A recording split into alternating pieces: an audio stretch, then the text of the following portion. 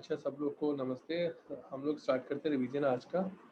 सबसे पहले मैं पूछूंगा डाटा क्या है। आप लोग बताएंगे डाटा के बारे में क्या क्या हम जानते हैं। ये कोर्स हम लोग पढ़ रहे हैं वो चीज़।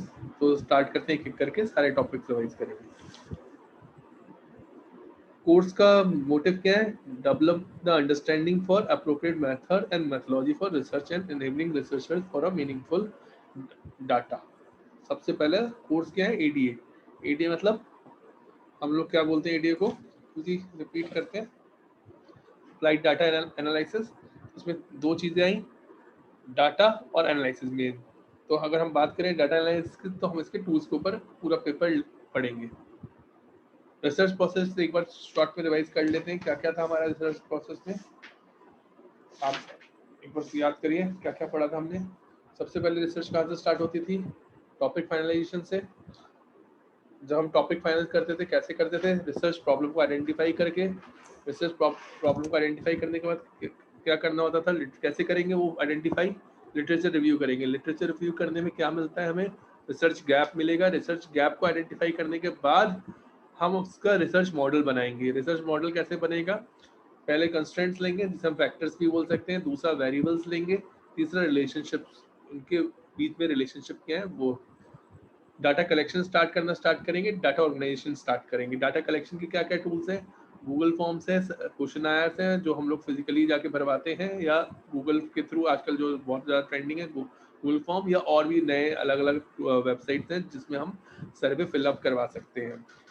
उसके बाद डाटा ऑर्गेनाइजेशन का मतलब क्या है? Data cleaning. डाटा क्लीनिंग मतलब कि सबसे पहले हम क्या करेंगे, डाटा को ऑर्गेनाइज करेंगे, जो मिसिंग डाटा है उसे हटाएंगे, डाटा डुप्लीकेट्स को हटाएंगे, चेक करेंगे कि हमारे डाटा नॉर्मल सी अटेंड करता है या नॉर्मल सी अटेंड नहीं करता।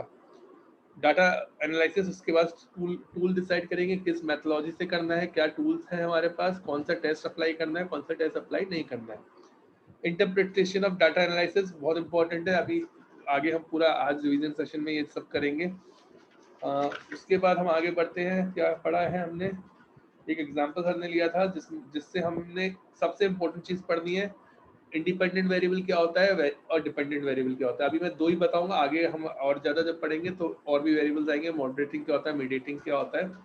पहले इंडिपेंडेंट पढ़ते हैं। इंडिपेंडेंट को मैंने बहुत शॉर्ट में समझाया है, जिसका, दोबारा सुनिएगा, जिसका, जैसे हम बोलते हैं ना, इसका इस पे इम्पैक्ट पड़ा, सूरज का इस जमीन, जब हम सूरज का इम्पैक्ट किस चीज पे पड़ता है तो बोलते हैं सूरज का, जिसका, याद रखिएगा, दवाई का, रिसर्च का, ट्रेनिंग का।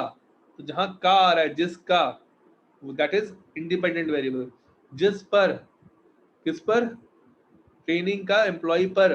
तो एम्प्लॉय पर, जिस पर डैश कर लेते हैं, जिसका जिस पर। तो हमने आइडेंटिफाई कैसे करना है, इंडिपेंडेंट वेरिएबल्स कौन से?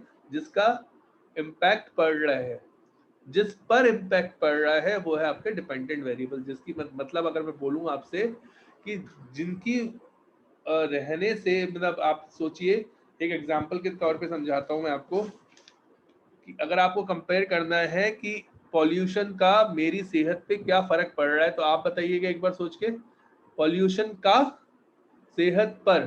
तो इसमें आप आइडेंटिफाई कर सकते हैं इजीली किसका किस पर। तो ये मैं ज़्यादा डिटेल में नहीं ले जा रहा हूँ। उसके बाद मैं आगे बढ़ता हूँ। रिसर्च में सेकंड चीज जो हमने पढ़ी है वो आपका नल हाइपोथेसिस। बहुत एच नॉट बार बार हमारे सामने आया, एच नॉट। एच नॉट मैं लिखते भी जाता हूँ यार, यहाँ पे क्या क्या पढ़ते जा रहे हैं। अभी हमने पढ़ा रिसर्च प्रोसेस, क्योंकि एक बार फिर से डिसाइड कर, रिवाइज कर लेंगे लास्ट में। फिर हमने पढ़ा अभी वेरिएबल्स कौन कौन से होते हैं, आईवी और डीवी। मैं शॉर्ट में लिखूंगा हर जगह, आईवी एंड डीवी। फिर हम उसके आगे चलते हैं, एच नॉट और एच वन क्या होता है। बार बार हमने बहुत बार सुना है, कहीं एच नॉट सुना है। तो H naught is null hypothesis और H one is alternative hypothesis. H naught मतलब जो हम सोच रहे हैं वो नहीं होगा, जो भी आप सोच रहे हैं वो नहीं है, दैट इज एच नॉट। आप बोल रहे हैं कि सूरज का इम्पैक्ट पड़ रहा है फसल पर, तो आप बोलो बोलो नहीं जी कुछ नहीं पड़ रहा, that is whatever we are measuring does not exist. Whatever we are measuring does not exist, and even if it exists, there is no significant effect, that is not significant, very simple. Even if it exist that is not significant, मतलब जो भी आप सोच रहे हैं वो या तो है ही नहीं, और है तो वो सिग्निफिकेंट नहीं है। क्लियर हो गया? इसी का ऑल्टरनेटिव बनता है कि जो आपने सोचा वो है। अब उस ऑल्टरनेटिव के अंदर और आगे पढ़ेंगे। वन टेल का एग्जांपल, टू टेल का एग्जांपल, ये बहुत कंफ्यूजिंग करता है बच्चों को, सब लोग को, स्कॉलर्स को और जो भी स्टूडेंट्स हैं उन सबको। वन टेल मतलब आप जो सोच रहे हैं, क्या सोच रहे हैं आप कि एग्जाम्पल से मैं इसके आगे एक वर्ड लिख देता हूँ, क्वालिटी।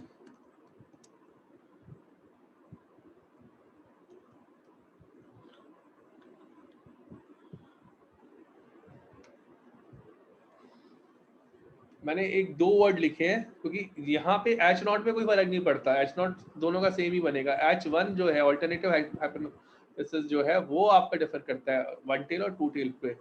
आपने बोला ट्रेनिंग का इम्पैक्ट पड़ता है एम्प्लॉय की प्रोडक्टिविटी पे, तो एच नॉट हुआ कि भाई ट्रेनिंग का कोई इम्पैक्ट नहीं पड़ता। लेकिन अगर मैं इसका वन टेल का एग्जांपल दूं तो मैं बोलूंगा ट्रेनिंग का पॉजिटिव इम्पैक्ट पड़ता है।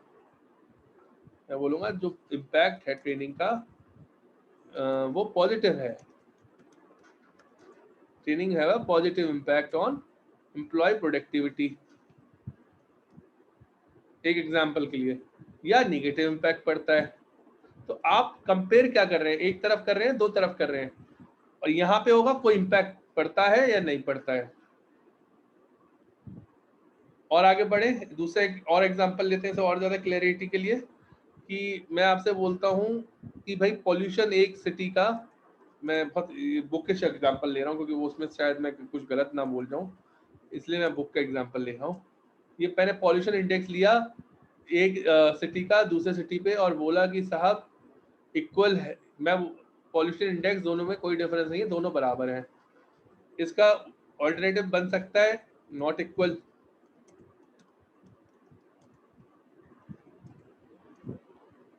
और अगर इसका वन टेल में बनाए तो मैं बोल सकता हूँ कि भाई इसका ज्यादा है पॉल्यूशन इससे, या उल्टा भी बना सकता हूँ इसका कम है इससे। यहाँ तक क्लियर है? और जल्दी अच्छी कोशिश करता हूँ जल्दी रिवाइज कराऊं सो दैट हमारे पास कम टाइम है। तो इसमें जो चीज फर्क पड़ेगी वो ये होगा कि यहाँ पे जो पी वैल्यू आएगी, बताऊंगा पी वैल्यू क्या होती है, वो हम डायरेक्टली कंपेयर कर देंगे 0.05, ये भी बताऊंगा ये अल्फा क्या होता है, क्यों अल्फा बोल रहा हूँ मैं से। और यहाँ पे हम क्या कर देंगे, पी वैल्यू को डिवाइड कर देंगे क्योंकि हम एक तरफ का मेजर कर रहे हैं, तो सिर्फ जो भी वैल्यू आई है वो एक तरफ की ही आई है। याद रखिएगा कोई भी सॉफ्टवेयर यूज कर रहे हैं और उसमें लिखा हुआ है टू टेल और आप वन टेल एनालिसिस कर रहे हैं तो उसका आउटपुट को डिवाइड करना है। चलिए जी आगे बढ़ते हैं। वन टेल टू टेल हो गया हमारा बुक का इंटरप्रिटेशन, मैंने आपको समझा ही दिया। उसके बाद है हमारा H not rejected, H not selected, वो समझा दिया। एक और एग्जांपल मैं आपको देता हूँ, जो बीपी का एग्जांपल है जो बुक में ही दिया हुआ है आपकी। तो दिया हुआ है यहाँ पे एक एग्जांपल कि बीपी 120 से 80 नॉर्मल होता है, टू टेल का टेस्ट करो। तो ये टू टेल का टेस्ट करने को कह रहा है कि नॉर्मल है या नॉर्मल नहीं है 120 से 80। तो ऐसे करके बहुत सारे आपको एग्जांपल मिल जाएंगे।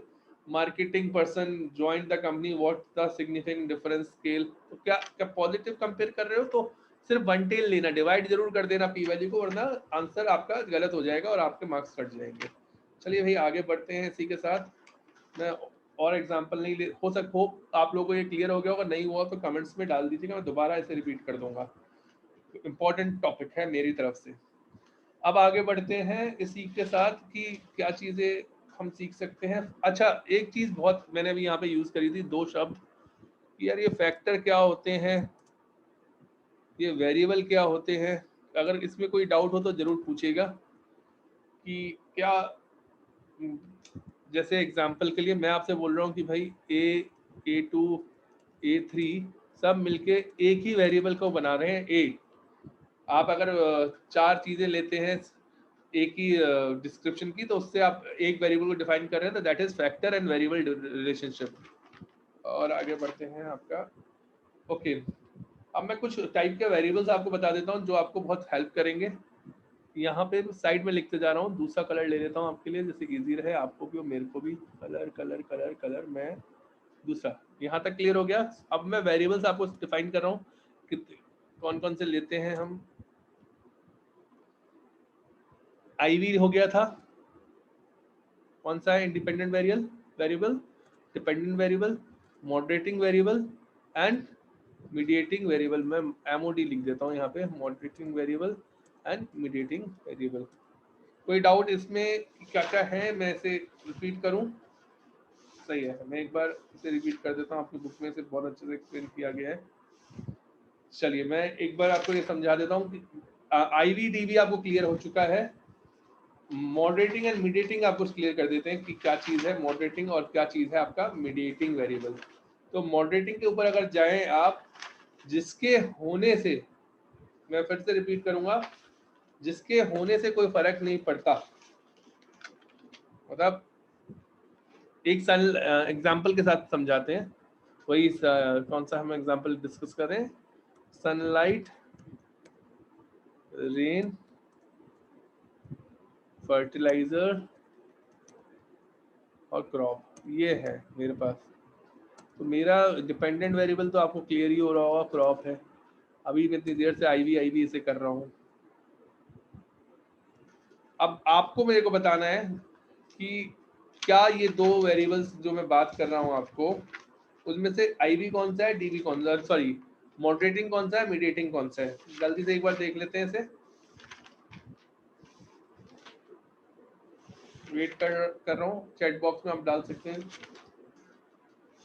आगे का कोर्स जब तक आपका देख लेता हूँ, 1 घंटे में कैसे कवर करा सकते हैं इसे।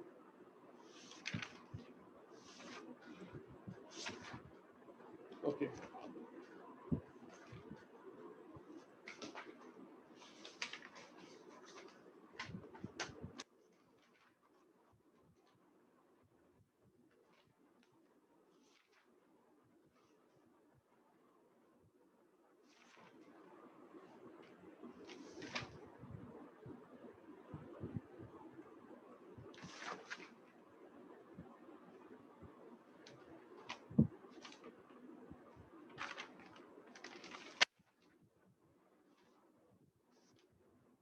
अच्छा, एक और इम्पोर्टेंट टॉपिक मिला मुझे आपके लिए, मैं इसी के साथ लिख दे रहा हूँ जब तक आप लोग इस पे सोच को बताइए। ये SPSS में होता है, आप इसके बारे में जानते हैं तो बताइएगा, नहीं जानते हैं तो बताइएगा। स्केल, नॉमिनल और ऑर्डिनल, हम लोग इसे जब डिफाइन करते हैं डाटा को इसी 3 में करते हैं। स्केल को आप एक और तरीके से और लिख सकते हैं, मैं यहाँ पे आपके लिए लिख दे रहा हूँ, इंटरवल और रेशियो।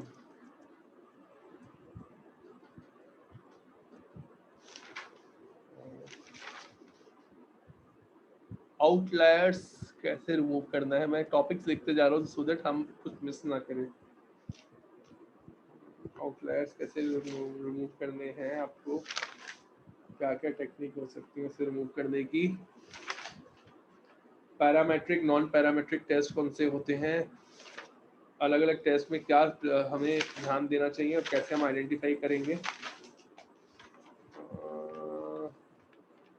ओके, अगर आपको याद हो एक और चीज हमने पढ़ी थी, क्रॉनबैक अल्फा, थोड़ा क्रॉनबैक अल्फा जो हमने पढ़ा था वो क्या था, ये भी इम्पोर्टेंट मुझे लगता है बहुत ज़्यादा, तो मैं इसे भी लिख देता हूँ, क्रॉनबैक अल्फा, इसकी वैल्यू क्या होती थी और हम इसे क्यों यूज़ करते थे, और रिलायबिलिटी के लिए और क्या क्या टेस्ट हो सकते हैं, उसका क्या अलग अलग रिसर्च में क्या इम्पैक्ट है वो देखेंगे।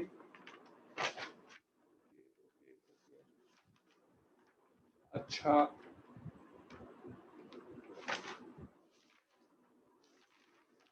चलिए मैं आगे बढ़ते हुए आपको ये सब बताते भी जाता हूँ साथ साथ। मेरा एक पॉइंट रह गया है, वही मैं देख रहा हूँ आप लोग के लिए। अच्छा, ग्राफिकल वाला भी हम एक बार देख लेंगे, प्लॉट कैसे करते हैं। ओके, चलिए आ जाते हैं इस पे। तो अब हम लोग थे कहाँ पे, स्टार्टिंग कर रहे थे वापस से, फिर से वेरिएबल्स पे थे, मॉडरेटिंग एंड मीडिएटिंग। अब देखा जाए जिसके बिना प्रोसेस पूरा नहीं होता उसे हम क्या कहेंगे, मीडिएटिंग वेरिएबल्स। कि इन दोनों में से कौन सी ऐसी चीज है कि जिसके बिना प्रोसेस पूरा नहीं होगा, तो मेरे ख्याल से मीडिएटिंग वेरिएबल ये होगा। और मॉडरेटिंग वेरिएबल्स जिसके होने से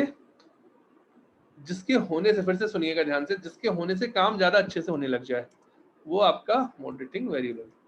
तो क्लियर हो गया इस एग्जांपल में आपको। मीडिएटिंग कौन सा था, दोबारा रिपीट कर रहा हूं, जिसके बिना प्रोसेस पूरा नहीं होगा। मीडिएट अगर वो मीडिएशन ना करे बीच में जाके तो प्रोसेस पूरा नहीं होगा, आईबी और डीबी के बीच में। कि अगर रेन नहीं हुई तो क्रॉप का फर्टिलाइजेशन नहीं होगा, प्रोडक्टिविटी नहीं बढ़ेगी हमारी। और मॉडरेटिंग क्या है, फर्टिलाइजर अगर डाल दोगे तो बहुत अच्छा हो जाएगा। तो इसी के साथ आगे नेक्स्ट हमने बात करी थी नॉमिनल, जिसे हम किसी भी तरीके से डिफाइन कर सकते हैं, जैसे मेल फीमेल। आप मेल को 1 दे देंगे या फीमेल को 2 कैटेगरी से डिफाइन कर देंगे तो कोई फर्क नहीं पड़ेगा। और स्केल डाटा इज समथिंग, आप इसे लिकर्ट स्केल भी कह सकते हैं, इक्वली डिवाइडेड। या अगर मैं ये इंटरवल के एग्जांपल होगा, रेशियो की बात करूं तो वैल्यू, किसी भी चीज की वैल्यू, अमाउंट है, टेम्परेचर है, कोई भी चीज, ये आपकी रैंक है। रैंक मतलब आप इसमें सारी ऑपरेशंस नहीं लगा सकते, इसमें बूलियन ऑपरेशन लगा सकते हैं आप एक तरीके से, इसमें सारे ऑपरेशंस लगा सकते हैं आप। एवरेज कर सकते हैं, मीडियन कर सकते हैं, मीन कर सकते हैं, इसमें नहीं कर सकते। प्लस कर सकते हैं, माइनस कर सकते हैं, स्केल में रैंक में प्लस माइनस नहीं कर सकते। रैंक का इंटरवल होता तो है लेकिन अनइक्वल होता है, होगा। अब किसी ने रेस पहले खत्म करी और किसी ने सेकंड नंबर पे रेस खत्म करी तो जरूरी नहीं है उसका डिस्टेंस बराबर हो। लेकिन अगर मैं लिकर्ट स्केल की बात करूं तो हम ये अज्यूम करके चलते हैं कि डिवाइड जो 1 2 3 4 5 6 7 8 9 10, मैं मान के चल रहा हूँ 7 स्केल का लिकर्ट स्केल ले रखा है, तो आपने जो वैल्यूज डिवाइड करी है वो इक्वली डिवाइड करके है। या आप कोई वैल्यू डाल रहे हो, एग्जैक्ट वैल्यू डाल रहे हो जो जीरो हो सकती है, तो आप उसे एक रेशियो में डिफाइन कर रहे हो।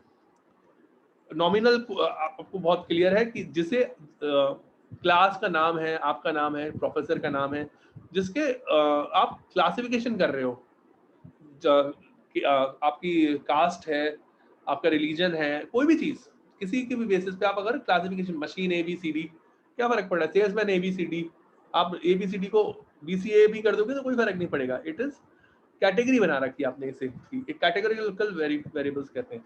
आउटलायर्स, नॉर्मल सी, बाप रे बाप, बहुत इंपॉर्टेंट है। इसी से डिफाइंड होगा आपका कौन सा टेस्ट लगना है भाई, पैरामेट्रिक लगाएंगे, नॉन पैरामेट्रिक लगाएंगे। कि अगर हमारा डाटा नॉर्मल है तो हम पैरामेट्रिक लगाएंगे, अगर हमारा डाटा नॉर्मल नहीं है तो नॉन पैरामेट्रिक लगाएंगे। बताऊंगा क्या होते हैं नॉन पैरामेट्रिक और पैरामेट्रिक भी।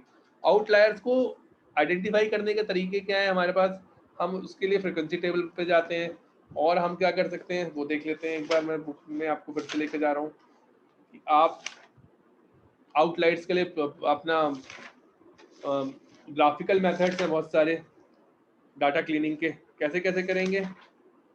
एक क्रॉनबैक अल्फा भी आप देख सकते हैं उसका, उससे आपको एक वैल्यू पता चल जाएगी जो रिलायबिलिटी वाला पार्ट है। कोर्स थोड़ा हाफाजेड है, हम भी समझ रहे हैं सब लोग, लेकिन मेरे को कोशिश कर रहा हूँ कि आप सबका रिवाइज हो जाए, मेरा भी आपके साथ रिवाइज हो ही रहा है। मैं रिलायबिलिटी और नॉर्मलिटी दोनों को मिक्स नहीं करना चाहता, अलग अलग चलते हैं।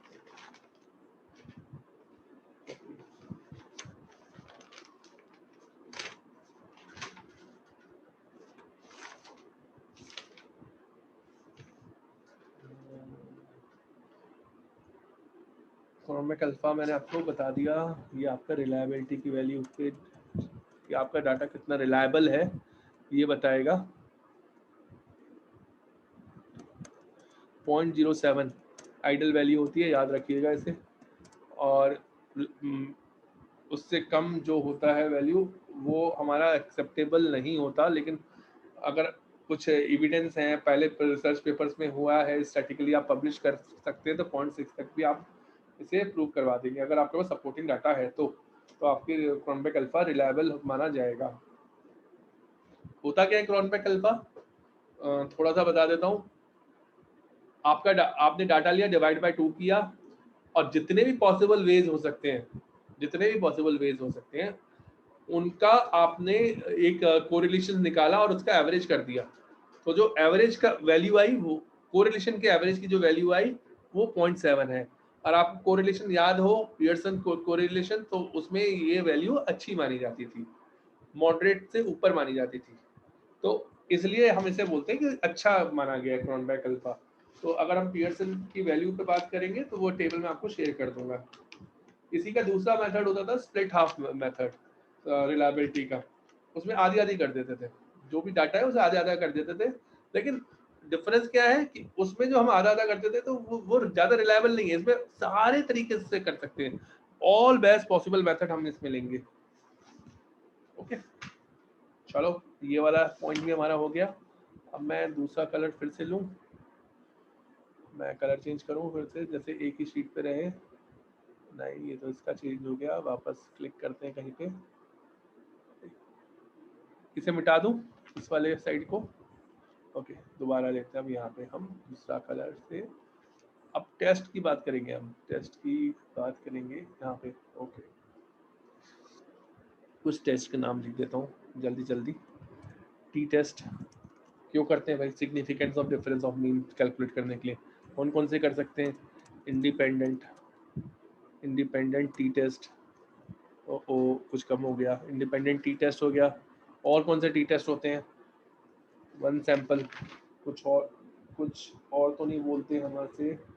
नहीं नहीं नहीं, वन सैंपल टी टेस्ट। दूसरा कौन सा हो सकता है? Two sample t test. तीसरा कौन सा हो सकता है? Pair t test. तो मैं इन सबको समझाता हूँ आपको एक बार, एग्जाम्पल के साथ समझाने की कोशिश करता हूँ। इंडिपेंडेंट टी टेस्ट, यहाँ पे ब्रैकेट में डालूंगा, एक कौन सा वेरिएबल है इनमें से? नॉमिनल।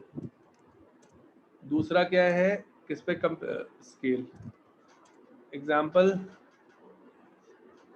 आप कंपेयर कर रहे हो मेल फीमेल या किसी भी कैटेगरिकल वेरिएबल का, क्या कंपेयर कर रहे हो यार? मीन कि भाई, एक एग्जांपल के लिए लेके चलते हैं कि इस वेरिएबल का टीचिंग इफेक्ट या कोई भी जो स्केल में आप डिफाइन कर सकते हो, इस वेरिएबल का टीचिंग इफेक्ट या कोई भी इफेक्ट आप कंपेयर कर रहे हो तो आपके लिए इजी रहेगा। Agreement level of voting between male and female, example मैंने किताब से ले रहा हूँ। Agreement level of voting between male and female towards XYZ factors, तो वो आपका इंडिपेंडेंट सैंपल टी टेस्ट में जाएगा।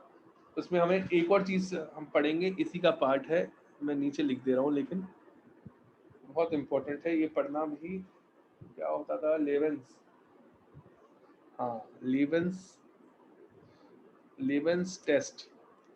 क्यों करते हैं भाई लेवेंस टेस्ट? क्योंकि इक्वालिटी मेजर करनी है किसकी? Of variance. हम वही दो डाटा कंपेयर कर सकते हैं जो कंपेरेबल है। तो अगर ये नहीं मैच होता है, there is not even enough evidence to reject और एक्सेप्ट लीवेंस टेस्ट, तो उसके बाद हम लीवेंस टेस्ट के बेसिस पे हम ये करते हैं। अगर वेरिएबल इक्वल है, वेरिएंस इक्वल है, तभी हम इंडिपेंडेंट सैंपल टी टेस्ट लगा सकते हैं। मैं यहाँ पे लिख देता हूँ, प्री रिक्वेस्ट है क्या? Variance are equal. किसका वेरिएंस? जिसको हम कंपेयर करने जा रहे हैं कि चेक द वेरिएंस ऑफ, जैसे यहाँ पे मेल और फीमेल में वेरिएंस इक्वल है तभी हम से कंपेयर कर सकते हैं। तो हमारी पी वैल्यू से डिटरमाइंड होगा कि वेरिएंस इक्वल है या नहीं है। तो अगर वेरिएंस इक्वल है तब तो हम इसमें जब आपका सॉफ्टवेयर देखेंगे तो उसमें दो वैल्यूज आएंगी, एक इक्वल वेरिएंस की, एक आपकी आएगी नॉन इक्वल वेरिएंस की। तो आपको कौन सी लेनी है? इक्वल वाले की। अगर नॉन इक्वल भी आ रहा है तो आप नीचे वाली वैल्यू ले सकते हैं, लेकिन आप कोशिश कीजिए कि इक्वल ही आए, तभी आप इस टेस्ट को लगाएं, एल्स आपको नहीं लेना चाहिए ये टेस्ट। तो वी आई डोंट रिकमेंड, और इसके लिए बहुत सारे प्रूवन ये भी लिखे हुए हैं अलग अलग बुक्स में। ओके, टी टेस्ट क्यों लगा रहे थे? Significance of difference in means पे, दो एवरेज को कंपैरिजन करने के लिए। उसके बाद ऐसा ही एक और टेस्ट होता है, मैं नीचे लिख दे रहा हूँ, अनोवा, बहुत सुना है हमने। अनोवा सिग्निफिकेंस ऑफ डिफरेंस, ये भी मीन्स को ही कंपेयर करता है। इसका पूरा नाम है एनालिसिस ऑफ वेरिएंस। तो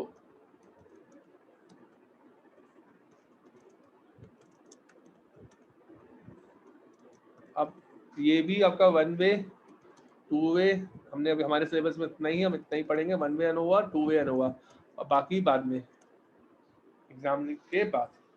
उसके बाद एक और चीज हम पढ़ेंगे, रिग्रेशन, कोरिलेशन हम थोड़ा बहुत उसके बाद रिवाइज करेंगे। तो कोरिलेशन, तो इसी के साथ हमारे ये वाले टेस्ट कंप्लीट हो जाएंगे। मैं इसे मिटाऊं, ओके। चलिए, अभी हमने सिर्फ इंडिपेंडेंट सैंपल टी टेस्ट पढ़ा था। अब मैं आपको दूसरा एग्जांपल दूंगा,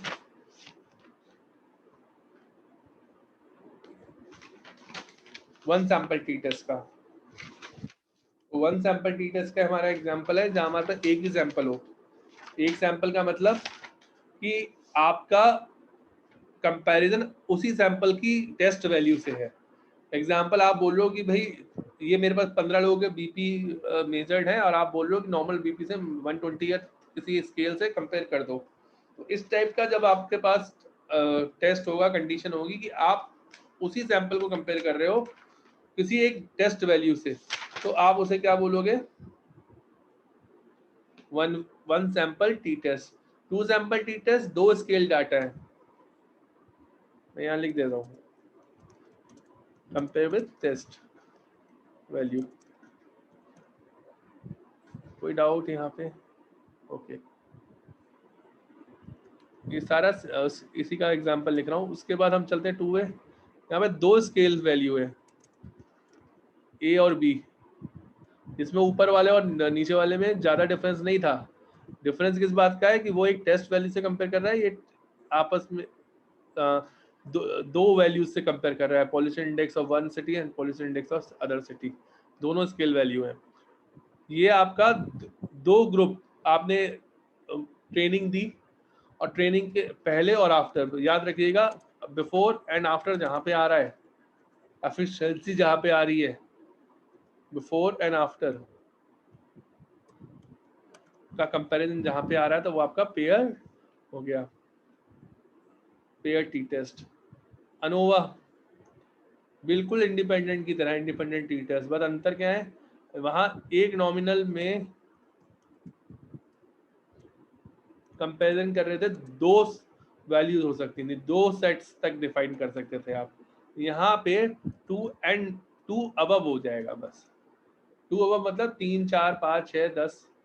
टू वे में क्या आएगा, मैं प्लीज हाँ वे की स्पेलिंग आप करेक्ट कर लीजिएगा, मैं से यहाँ पे जाके करेक्ट नहीं कर पाऊंगा। WA, दो नॉमिनल आ गए, एक स्केल आ गया। आप मशीन को ले लीजिए, मशीन ले लीजिए, सेल्समैन ले लीजिए, प्रोडक्टिविटी ले लीजिए, शिफ्ट ले लीजिए, कोई भी दो कैटेगोरिकल वेरिएबल्स आ गए। रिग्रेशन का मतलब क्या हुआ? ए का इम्पैक्ट बी पे कितना पड़ रहा है जी, ए का फंक्शन बी पे कितना इम्पैक्ट आ रहा है, मैं ऐसी ही लैंग्वेज में लिख रहा हूँ जिससे आपको समझ में आए। तो अगर हमें ये कंपेयर करना है, या हमें ये कंपेयर करना है कि भाई इसका इम्पैक्ट ए पे कितना आ रहा है, तो आप इसे लेंगे। कोरिलेशन मतलब ए और बी के बीच में एक रिलेशनशिप डिफाइन करिए, कितना क्या रिलेशनशिप है, इस पे कितना इम्पैक्ट करते हैं एक दूसरे पे। लेकिन डिफरेंस कोरिलेशन और इसमें प्रिडिक्शन में, ये रिश्ता बता सकता है लेकिन प्रिडिक्ट नहीं कर सकता, लेकिन ये प्रिडिक्ट करता है। मेजर डिफरेंस जो है वो प्रिडिक्टिबिलिटी का है। तो मैं इसे यहीं पे रखता हूँ, और इसके साथ इन सबके प्रोसेस मेन पॉइंट्स आपको समझाते जाता हूँ। ओके, मैं इसे मिटा दूँ। देखिए सब जल्दी जल्दी कर रहे हैं तो कुछ मिस भी हो सकता है, कुछ अगर गलती हो तो माफ कीजिएगा, लेकिन मेरा पॉइंट ये है कि रिवाइज हो जाए सबका और मेरा भी। वन सैंपल टी टेस्ट का एग्जांपल लिया मैंने, पढ़ के बता दे रहा हूँ आप लोगों को किताब में से। Average blood pressure of a normal male is supposed to be about 129 measure of the blood pressure on a sample of 12 adults जो आपको दिया है, तो उन from a community whose dietary habits are suspected are causing high blood pressure, तो आपको ये compare करना है। तो आपको इसमें ध्यान क्या देना है, मैं फिर से मैं क्वेश्चन नहीं समझा रहा, मैंने आपको क्वेश्चन बता दिया क्या देखना है। अब ये इवेल्युएट कैसे करेंगे वो बता देता हूँ। हाइपोथेसिस आप बना लेंगे equal to this, as one tail ले रहे हैं तो प्लस माइनस मीनिंग से ज़्यादा या से कम एक टेल पे चेक कर लीजिएगा, अगर टू टेल ले रहे हैं तो नॉट इक्वल टू कर दीजिएगा, वो आपके ऊपर है। तो अब मैं इसमें एक टेबल बन के आएगी आपके सामने, उसमें ऐसा करके कुछ लिखा हुआ सिग्निफिकेंस वैल्यू आपके सामने लिखी होगी, सिग्निफिकेंस वैल्यू टू टेल की।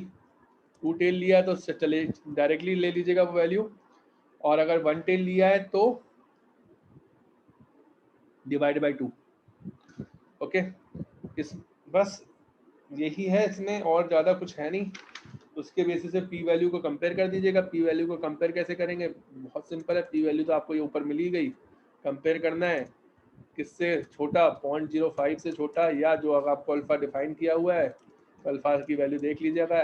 LOS लिख देता हूँ, लेवल ऑफ सिग्निफिकेंस लिखा होगा क्वेश्चन पेपर में, आपको समझना है उसे और उसके हिसाब से उसे ले लेना है।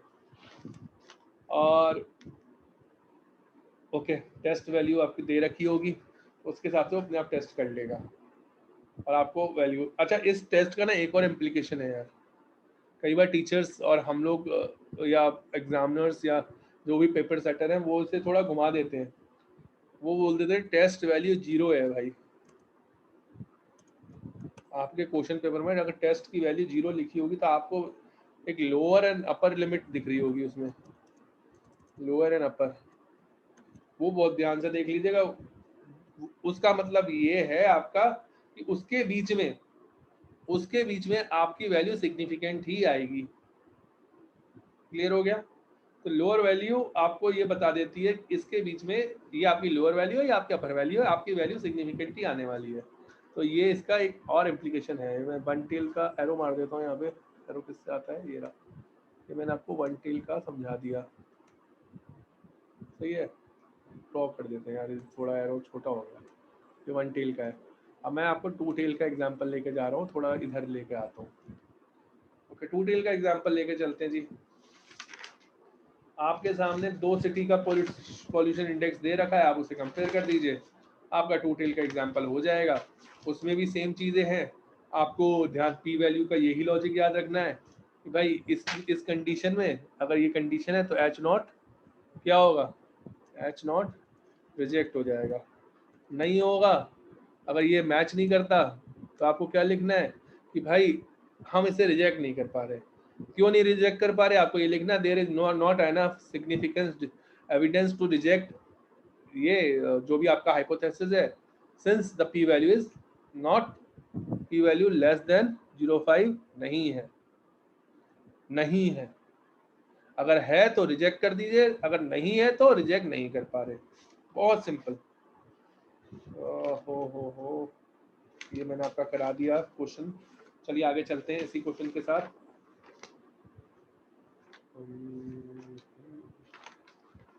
पेयर्ड का एग्जांपल देता हूँ। टू सैंपल का मैंने आपको समझा दिया, यही सेम चीज़ है, बस आपको आपस में कंपैरिजन करना होता है, वैल्यूज यही आएंगी। आपको सिग्निफिकेंस भी देखना होता है, टू टेल पे भी चेक कर लीजिएगा। तो इसका एग्जांपल अगर टाइम परमिट करेगा तो हम करेंगे। अभी हम पेयर्ड का एग्जांपल कर लेते हैं। पेयर्ड में क्या है, आपके पास दो स्केल दे रखे हैं उसने, बिफोर एंड आफ्टर मेजर कर, नहीं आपके पास पेड ये है, सॉरी पेड मतलब बिफोर एंड आफ्टर, कि भाई एक ट्रीटमेंट किया किसी का, उसका ट्रीटमेंट से पहले की वैल्यू ले ली, ट्रीटमेंट के बाद की वैल्यू देख ले ली और उसे कंपैरिजन कर रहे हैं। तो आपको इसमें भी इंटरप्रिटेशन उसी तरीके से चलना है जो मैंने ऊपर बताया। और कुछ चेंज है नहीं इसमें, और कोई चेंज नहीं है। तो ये जो मैंने इंटरप्रिटेशन बताया आपका सैंपल टी टेस्ट के लिए हो जाएगा। लेवेंस टेस्ट को लगा लीजिएगा, अगर इक्वलिटी ऑफ वेरिएंस है तो चेक कर सकते हैं। लेवेंस टेस्ट का आपको प्रेडिक्शन इससे मिल जाता है। ये क्या चेक करता है, मैं लेवेंस टेस्ट में से थोड़ा डिलीट कर दूं क्योंकि मैंने ये नहीं समझाया आपको। लेवेंस टेस्ट क्या चेक करेगा, याद रखिएगा, होमोजेनिटी। ये कई बार वर्ड आता है, बहुत अजीब सा लगता है, समझ में नहीं आता क्या बोलना चाह रहे हैं। Test of equality of variance more than 2 samples, 2 से ज़्यादा अगर सैंपल्स है तो हम इसकी होमोजेनिटी मैच कर लेते हैं, 2 और 2 से या इससे ज़्यादा। कोई डाउट? अब मैं इसका मीन मीडियन मोड पे आ जाता हूँ। ये मैं इधर अभी फिर से रब करूँगा। नॉर्मलसी की बात मैंने पहले करी थी, अब मैं इसे मिटा रहा हूँ फिर से। इस साइड हम इसे रखेंगे, इसे मिटा देते हैं, इसे मिटा देते हैं, इसे मिटा देते हैं, इसे भी मिटा देते हैं। ओके, एक स्क्यूनर्स कर्ट्स आपने सुना होगा, नहीं सुना तो एक ग्राफ से समझा देता हूँ, अगर सही से बन पाया तो मेरे से, क्योंकि मेरी प्रैक्टिस बिल्कुल नहीं है इस पर, लेकिन आप लोग के लिए कर रहा हूँ जिससे हमारा सबका रिवाइज हो जाए। एक ग्राफ ये है, एक और इसी के साइड में बना देता हूँ, और यहाँ पे लेता हूँ ऐसे करके, ऐसे ऐसे ऐसे, अच्छा नहीं बना, और एक ग्राफ लेता हूँ ऐसे। तो हमें ये मेजर करना होता है, और इसी के साथ कलर बदल के दूसरा ग्राफ लेते हैं। बुक में देख लीजिएगा, अच्छे खासे ऐसे समझाया हुआ है। ऐसे तीसरा ग्राफ लेते हैं,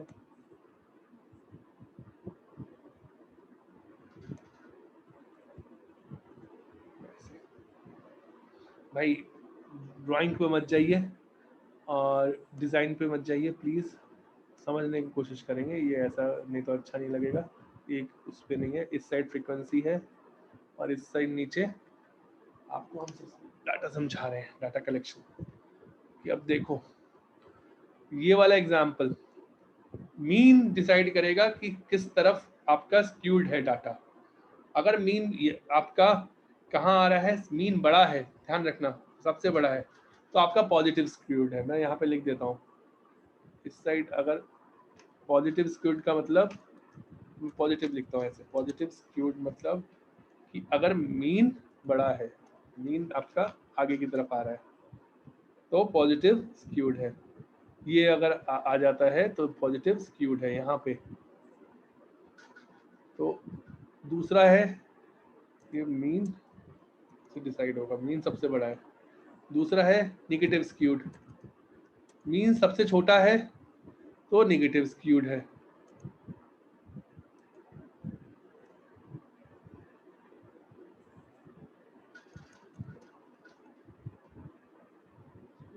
वरना तो नॉर्मल सी गई,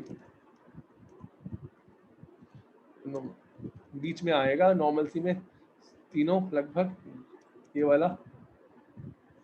और स्क्विटनेस की बात कर लेते हैं। स्क्यूनेस हो गया, स्क्यूनेस की वैल्यू अगर 0 है तो नॉर्मल सी है, सक्सेस की वैल्यू भी 0 है तो नॉर्मल सी है। अच्छा एक चीज देख लेते हैं भाई, एक अगर आपको बोला जाए predict the skewness and kurtosis whether they are significant और नॉट, तो उसके लिए आपको क्या करना है, उसके लिए आपको जेड स्कोर वाला, ये भी आप देख लीजिएगा। बुक में मेरी ड्राइंग अच्छी नहीं आ रही इसलिए मैं कोशिश नहीं करना चाह रहा था। ये ऐसा कुछ बनेगा, वो एक ऐसा बनेगा, और एक आपका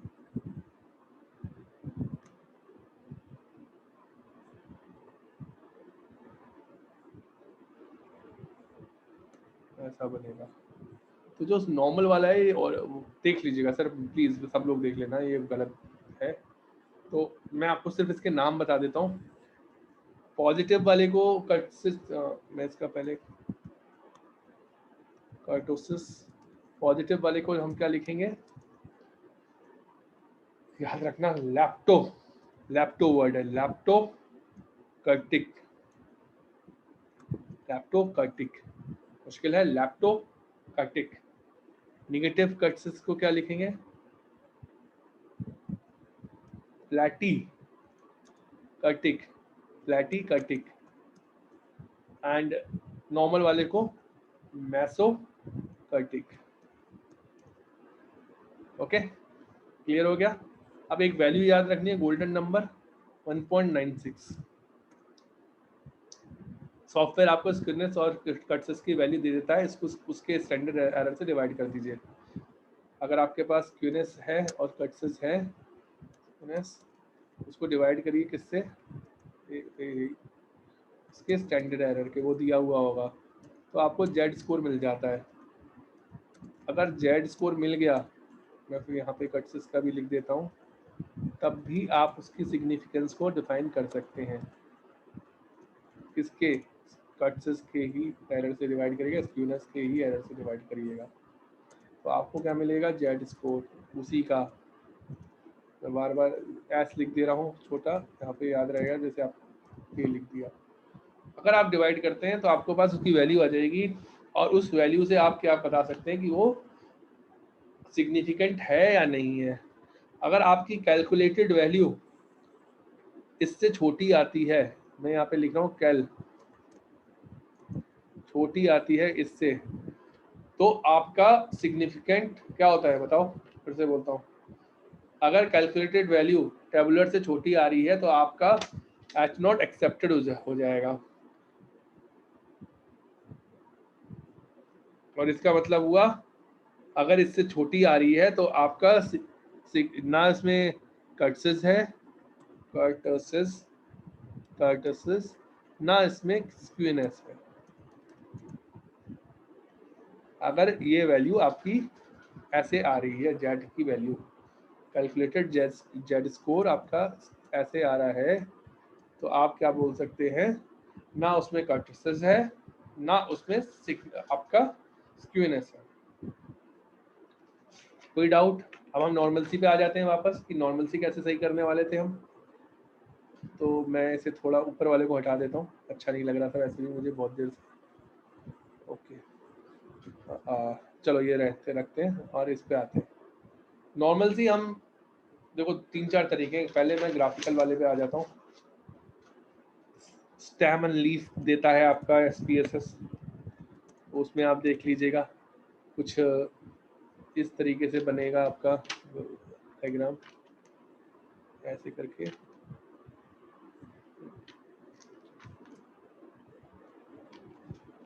और डायग्राम ना बहुत मुश्किल होता है यार इसमें बनाना। यहाँ पे ऐसे करके एक नॉर्मल सी यहाँ पे बनेगी, तो अगर ऐसे बन रही है तो आपका स्टेम एंड लीफ के अकॉर्डिंग आपकी नॉर्मल सी है।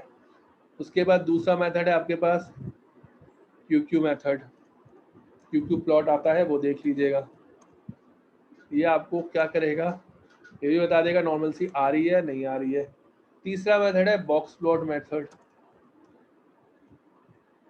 बॉक्स प्लॉट सबसे अच्छा मेथड मैं मानता हूँ, क्योंकि ये आपको आइडेंटिफाई करके बताएगा, जो मैं आपसे पूछ रहा था इतनी देर से, कि आउटलायर्स जो लोगों ने अलग से हटके जवाब दिया, जो आपका नॉर्मलसी में प्रॉब्लम कर रहे हैं, वो कैसे हम मेंटेन कर सकते हैं। तो आउटलायर्स को आइडेंटिफाई करने के लिए ग्राफिकल तरीके से आप कैसे करेंगे? बॉक्स प्लॉट पे जाएंगे। उसके बाद आपके पास टेस्ट है नॉर्मलसी का। क्या टेस्ट है? KS टेस्ट है। KS को पूरा नाम लिख देते हैं, मुश्किल है। कॉल याद रखना, कॉल मिला के लिखना है, लेकिन मैं पढ़ूंगा तोड़ तोड़ के। कॉल मोगो, कॉल मोगो रॉव, कॉल मोगो रॉव स्मिर, स्मिर नॉव। तो राइमिंग हो गया ना, कॉल मोगो रॉव स्पिर नॉव। तो इस तरीके से याद हो जाएगा, कॉल मोगो रॉव स्पिर नॉव, या इजी SW। ये ऐसे भी लिख देंगे तब भी अच्छा सही होता है, लेकिन बता दीजिएगा शापीरो, शापीरो विल। तो ये 2 टेस्ट है हमारे पास नॉर्मल सी टेस्ट करने के लिए। अगर इसकी वैल्यू सिग्निफिकेंस वैल्यू मैच कर लीजिएगा, अगर कम आ रही है तो डाटा नॉर्मल। देखिए फिर से लिखता हूँ, H0 अगर 0.05 में यहाँ पे सिग्निफिकेंस लेवल LOS लिख देता हूँ, सिग्निफिकेंस लेवल से कम है तो H0 रिजेक्टेड। यहाँ पे H0 रिजेक्टेड का मतलब होता है कि डाटा नॉर्मल नहीं है। तो हमें यहाँ पे क्या चाहिए? अगर नॉर्मल सी चाहिए तो H0 एक्सेप्टेड, तभी डाटा नॉर्मल है। नॉर्मल सी के लिए हमें यहाँ याद रखिएगा, हम चाहते हैं H0 एक्सेप्टेड हो जाए, तभी बाकी सारी दुनिया में हम ये बोलते हैं भैया H0 रिजेक्ट हो जाए, लेकिन इस जगह पे हम क्या बोलते हैं? H0 एक्सेप्ट हो जाए, जैसे डाटा हमारा नॉर्मल आ जाए। कोई डाउट? आगे बढ़े। तो ये टेस्ट हमारा नॉर्मल सी के लिए हम लोग करते हैं। नॉर्मल सी क्लियर हो गई। तो जहाँ पे भी नॉर्मलसी है, ऐसे क्या चेक करेंगे, ऐसे चेक करेंगे जेड स्कोर से। जहां पे भी नॉर्मलसी है वहां आप ये वाले टेस्ट लगा सकते हैं जो मैंने लेफ्ट साइड में लिखे। अब आप बोलेंगे सर नॉर्मलसी नहीं निकली, सर नॉर्मलसी नहीं आई, और नॉर्मलसी नहीं आई तो हमने सर आउटलायर्स को भी सही करने की कोशिश करी, डाटा बार बार एनालाइज किया, स्कॉर्नऑफ किया, इस शापिरो को चेक किया, केएस को टेस्ट चेक किया, कुलमोर, फिर से यार मेरे को भी मुश्किल होती है, कुल मोगो रॉव स्मिर नॉव, कुल मो फिर से दोबारा बोल रहा हूँ, कुल मोगो रॉव स्मिर रॉव, इसका टेस्ट किया। 2000 सैंपल से ऊपर है तभी लेना, वरना इतना याद करने की जरूरत नहीं है। और 2000 सैंपल बहुत रेयर रिसर्च में मिलेगा आपको, तो 2000 से नीचे है तो आपका कौन सा आने वाले, शापिरो विल्स वाला, तो शापिरो विल्स ही यूज करने वाले हैं हम रिसर्च में। लेकिन हाँ मालूम होना चाहिए कि अगर 2000 से ऊपर हो गया तो क्या करें। तो पैरामेट्रिक हमारे को क्लियर हो गया। अब हम आ जाते हैं नॉन पैरामेट्रिक। नॉन पैरामेट्रिक मतलब जिसमें हमने सब कुछ करके देख लिया लेकिन डाटा नॉर्मल नहीं हो पा रहा, हमारे पास जो डाटा आया है वो अब आपका नॉर्मलसी मेंटेन नहीं कर पा रहा। तो इन्हीं के भाई हैं सबके, मतलब भाई मतलब इन्हीं के टेस्ट हमारे पास हैं सबके लिए। यहाँ तो देखते जाते हैं एक एक करके सबका।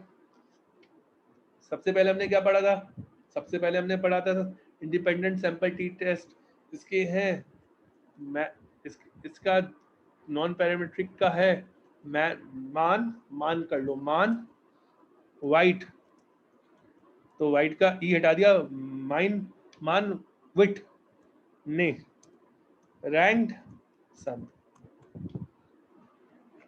क्या है इसका एग्जांपल, एक एग्जांपल के साथ समझाता हूँ। एक क्वेश्चन ले रहा हूँ, बताऊंगा कहाँ लगेगा। The test score shown in a table, एक टेबल दी हुई है आपको, टेस्ट स्कोर दिया हुआ है इसका दो डिफरेंट प्रोफेसर का for two different section for same course. अब आपको बताना है कि इनमें से कौन सा प्रोफेसर अच्छा पढ़ाता है।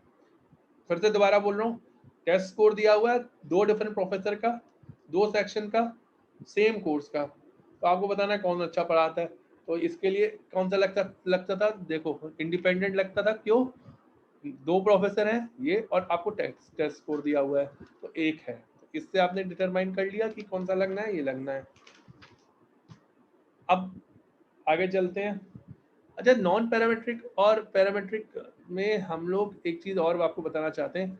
जो भी पैरामेट्रिक टेस्ट है ना, उसमें जो भी आउटपुट हुआ आप उसे थ्योरी में कन्वर्ट कर सकते हो, मतलब उसको हर जगह वो एक्सेप्टेड होगा।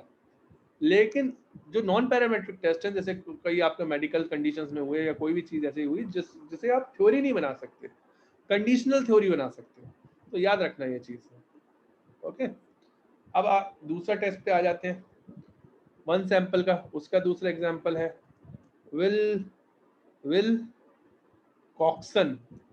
एक और विल पढ़ा था अभी हमने, कहाँ पढ़ा था, शापिरो विल्क, वो विल्क था। ये कौन है, शापिरो विल्क के बाद क्या था, विल्क था ना, ये विल कॉक्सन है। Wilcoxon signed rank test. Clear, okay. किसका है, वन सैंपल का। वन सैंपल में क्या था, उसी सैंपल को किसी वैल्यू से कंपेयर कर रहे थे। एक मशीन है वो उसकी वैल्यू दे रखी है हमारे को अलग अलग, आपको बोला गया कि भाई उसकी एवरेज वैल्यू ये है, आप उसे कंपेयर करना है तो आप उसे इस टेस्ट के थ्रू कर सकते हैं। और दूसरे एग्जांपल आपके पास सही है, पेयर्ड का भी इसी का एग्जांपल ले रहा हूँ। विल कॉक्सन, फिर से आ गए Wilcoxon, paired paired sign rank test. कोई डाउट, यहाँ पे लिख दिया। क्या था भैया, बिफोर एंड आफ्टर था ना पेयर्ड वाले में, तो याद रखना कि एक डाइट प्लान है, मैं एग्जांपल के साथ दे रखा हूँ आपको। डाइट प्लान फॉलो कराया 12 इंडिविजुअल को, उसको चेक किया और बिफोर एंड आफ्टर उसका कंपेयर करा, तो कौन सा टेस्ट लगा, विल्कॉक्सन लगा। उसके बाद आ जाते हैं अनोवा पे, आ जाते हैं वन वे अनोवा का टेस्ट। बाकी भी है, अभी मैं आपको जो कोर्स में है सिर्फ उसी को ले रहा हूँ। कुर्सोल वालिस टेस्ट, सेम चीज। अनोवा में क्या था, दो दो मेथड दे रखे हैं आपको, उसे कंपेयर करना है, दो या दो से ज्यादा, ये आपको बताना है। 2 होंगे तो कौन सा लेंगे, इंडिपेंडेंट। 2 से ज्यादा हुए, 2 सेट अबव, तो आपका लेंगे हम वन वे एनोवा। 2 वे एनोवा पे अब ये बाद में आएंगे। ये आपकी फर्स्ट यूनिट कंप्लीट हो गई। कोई डाउट? मैं यहीं पे क्लोज कर रहा हूँ इस वीडियो को। नहीं, चलो पूरा एक साथ ही लेते हैं। डाउट एक साथ आए तो बताइएगा, मैं इसे मिटा रहा हूँ। अभी हमने और चीज़ें भी पढ़ी थी, वो मैं दोबारा से लिख दूंगा। क्या चीज़ें पढ़ी थी हमने? रिग्रेशन पढ़ा था। अभी तक हमने क्या पढ़ा? सिग्निफिकेंट वेरिएंस को कंपेयर किया, मीन को कंपेयर किया। अब हम काम करेंगे रिग्रेशन के ऊपर, काम करेंगे रिग्रेशन के मतलब समझेंगे। रिग्रेशन आपकी प्रिडिक्टिव टेक्निक है, याद रखिएगा हमेशा। प्रिडिक्टिव टेक्निक में जहाँ जहाँ प्रिडिक्ट करना पड़े वहाँ वहाँ रिग्रेशन लगेगा। मल्टीपल रिग्रेशन और सिंगल रिग्रेशन में क्या अंतर है, ये हमारे कोर्स का पार्ट है, तो फिर मैं रिपीट कर रहा हूँ। मल्टीपल रिग्रेशन मतलब बहुत सारा रिग्रेशन, हम बहुत सारे two and many independent variables, बहुत 2 से ज़्यादा वेरिएबल्स को हम कंपेयर कर रहे हैं, तो हमारा मल्टीपल रिग्रेशन लगेगा। एग्जाम्पल इक्वेशन से समझा देता हूँ। y इक्वल टू, वाई क्या है यहाँ पे? Dependent variable. और फिर किससे निकल रहा है? a plus b x. तो ये b यहाँ पे कांस्टेंट है, x यहाँ पे ऐसे लिखते हैं, x1 लिख देते हैं अभी यहाँ पे। तो अगर ऐसे हम दो वेरिएबल्स यहाँ पे कौन से हैं? x1 एक वेरिएबल है डिपेंडेंट वेरिएबल, b आपका कांस्टेंट, y यहाँ पे आपका डिपेंडेंट वेरिएबल, ये इंडिपेंडेंट, x आपका इंडिपेंडेंट वेरिएबल, a और b कांस्टेंट। तो अब इसी को अगर ऐसे लंबा सा लिख दें, a plus b, so on, बहुत सारे वेरिएबल जितने भी लेना चाहें आप ले लीजिएगा। मैं अभी आपको 2 से ज़्यादा लेके दिखा दिए। यहाँ पे प्लस लगाया, जितना आपका मन करे आप उतने लीजिएगा। मैं यहाँ पे कैसे कर दूंगा, जेड, और आपको समझाने के लिए एक्स का के, यहाँ पे भी क्या लिख दूंगा, के लिख दूंगा। जैसे थोड़ा छोटा बना देते हैं के। अब आपको क्लियर हो गया मैं क्या बोलना चाह रहा हूँ? कि आपकी 2 क्वेश्चन आ गई। कोई डाउट? वेरिएबल्स हमने पहले ही पढ़ लिए थे। चलो इसमें क्या क्या देखना होता है वो देख लेते हैं। आउटपुट आपके सामने है। आपने बोला कि भाई 15-20 आइटम को मिलकर, ब्रांड इक्विटी के हमने 15 आइटम लिया, उसको मिलकर हम कंज्यूमर अवेयरनेस को कंपेयर करवा रहे हैं। तो कंज्यूमर अवेयरनेस को कंपेयर करने के लिए कंज्यूमर अवेयरनेस, हम ब्रांड इक्विटी को ले रहे हैं। ओके, तो ब्रांड इक्विटी हमारी PE से मैं डिनोट करता हूँ, और इसमें अलग अलग वेरिएबल्स लिए हैं, B1 2 ऐसे करके आप कर सकते हो, जो भी आपको लिखे हैं, B3 B4। फैक्टर और वेरिएबल्स याद आया, वही है। सबसे पहले आपके पास एक टेबल आएगी जिसका नाम है कोरिलेशन टेबल। कोरिलेशन टेबल में देख लेना क्या देखना है, सिग्निफिकेंस वैल्यू देखनी है सबसे पहले। पियर्सन कोरिलेशन की सिग्निफिकेंस वैल्यू लिखी होगी वहाँ पे, मैच कर देख लीजिएगा। अगर उसी के हिसाब से आप उसका रिलेशनशिप प्रिडिक्ट कर सकते हैं। मॉडरेट है, मीडिएटिंग है। एक बार मैं यहाँ पे बना ही देता हूँ आपके लिए। -1 परफेक्ट, क्या परफेक्ट? इनडायरेक्ट कोरिलेशन है ही नहीं भाई, कोरिलेशन ही नहीं है। -1 से कहाँ तक? 2।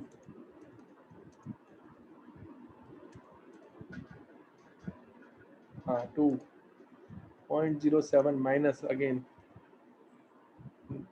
ये सारे इनडायरेक्ट हैं। माइनस का मतलब इनडायरेक्ट। मॉडरेट कर दूंगा मैं इसी को,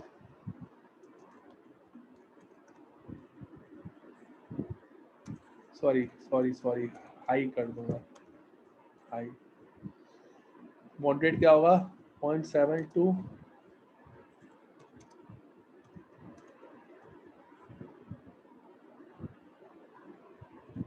कुछ गलत लिखा है मैंने?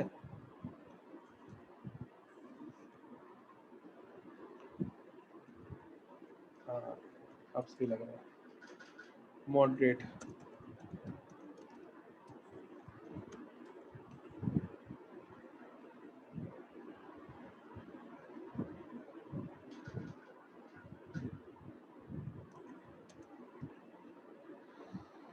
2.3 लो, तो ये लो, मॉडरेट, हाई, परफेक्ट। अगर ये पॉजिटिव के साइन होते हैं तो आप क्या कहते हैं, इसे डायरेक्ट कोरिलेशन। ये नेगेटिव के साइन है तो आप इसे इनडायरेक्ट कोरिलेशन। तो इस हिसाब से आप पियर्सन की वैल्यू प्रेडिक्ट कर लीजिएगा। अब हमारे पास दो वैल्यू, उसके बाद एक नई टेबल होगी। कौन सी टेबल होगी? टेबल का नाम होगा मॉडल को समरी। मॉडल समरी आएगी आपकी। मॉडल समरी में आपको क्या देखना है? दो वैल्यू देखनी है भाई। आर स्क्वायर की वैल्यू देखनी है आपको, दूसरी वैल्यू किसकी देखनी है? स्टैंडर्ड एरर की वैल्यू देखनी है। दो वैल्यूज देखनी है किसकी? R square. वैसे आप बाकी चीज भी, हमारा मतलब जो है इन वैल्यूज से, तो इस वैल्यू से आपको क्या मिलती है? आर स्क्वायर की वैल्यू से मिलती है आपको प्रेडिक्टेबिलिटी, कि भाई प्रेडिक्शन की पावर कितनी है, प्रेडिक्टिविटी पावर। प्रेडिक्टिविटी पावर, आप इसे दूसरे शब्द में क्या बोलते हैं? Coefficient of determination. बहुत मुश्किल नाम है, याद कर लीजिएगा। कोफिशिएंट, ऐसे समझा देता हूँ। कोफिशिएंट किस चीज का? डिटर्मिनेशन पे। हम डिटरमाइन कर रहे हैं ना कोई चीज, तो डिटर्मिनेशन करने का कोफिशिएंट इजी है प्रेडिक्टिविटी पावर। सही है? कोई क्लियर डाउट यहाँ पे? दूसरी है स्टैंडर्ड एरर। स्टैंडर्ड एरर आपको क्या बताता है? स्टैंडर्ड एरर बताता है एवरेज पॉप, जो आपका मीन ऑफ पॉपुलेशन और मीन ऑफ सैंपल में डिफरेंस कितना है। इनकी दोनों की वैल्यू मैं आपको बता देता हूँ। मेन चीज आपको वैल्यू देखनी है। इट शुड बी बिलो 2.5, और ये आपकी कितनी होनी चाहिए? अगर मैनेजमेंट रिसर्च है तो अबव 0.5। एक है 2.5 से कम, एक है अबव 0.5। और अगर मेडिकल रिसर्च है तो यही चीज, एक काम करते थे, नीचे कर देते हैं। अगर मेडिकल रिसर्च है तो यही चीज आपकी 0.9 होनी चाहिए। कितनी होनी चाहिए? 0.9। तो हमें दोनों चीजों पे ध्यान देना है, नहीं है तो हमें इम्प्रूव करना है इसे। कैसे इम्प्रूव करेंगे वो मैंने आपको बता ही दिया। अब एक और टेबल आएगी आपकी, जो यहाँ पे आएगी अनोवा टेबल। अनोवा टेबल में भी आपको सिग्निफिकेंस वैल्यू भी देखनी है। वो भी आपका यही बताती है कि रिलेशनशिप स्टैब्लिश हो रहा है या नहीं हो रहा है। ओके, पर्पस क्या था वो आपको कोफिशिएंट टेबल में से पता चलेगा। कोफिशिएंट टेबल में जाएंगे, एक इक्वेशन बना सकते हैं अब इससे। दो कोफिशिएंट टेबल आएगी, एक आएगी आपकी y का फंक्शन, मतलब रिलेशनशिप बताती है ना ये। तो आप बनाओगे इस तरीके की टेबल, और उसमें वैल्यू पड़ी होगी बीटा की। वो बीटा की वैल्यू डाल देना, b लिखा होगा। कैसे?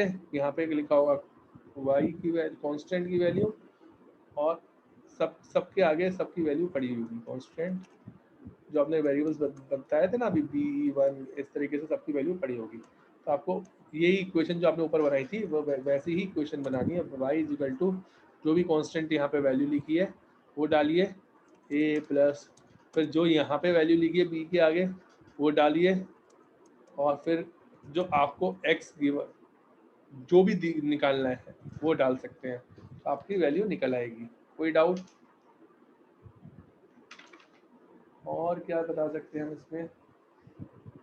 आप कोलिनियरिटी बता सकते हैं। एक आप इसी टेबल में आपके पास एक चीज और आएगी, सिग्निफिकेंस वैल्यू।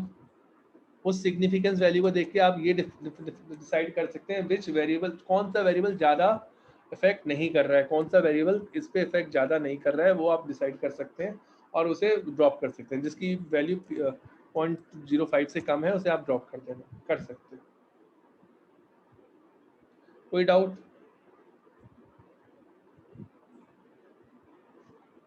मैं एक बार देख लेता हूँ मैंने लास्ट लाइन क्या बोली आपको। जो वेरिएबल, हाँ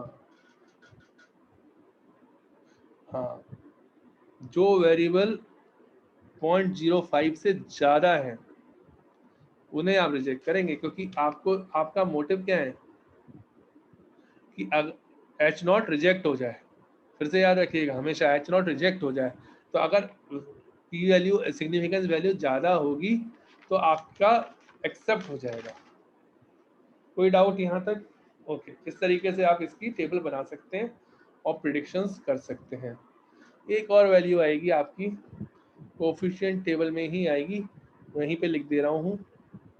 VIF वैल्यू, VIF वैल्यू का फुल फॉर्म है आपका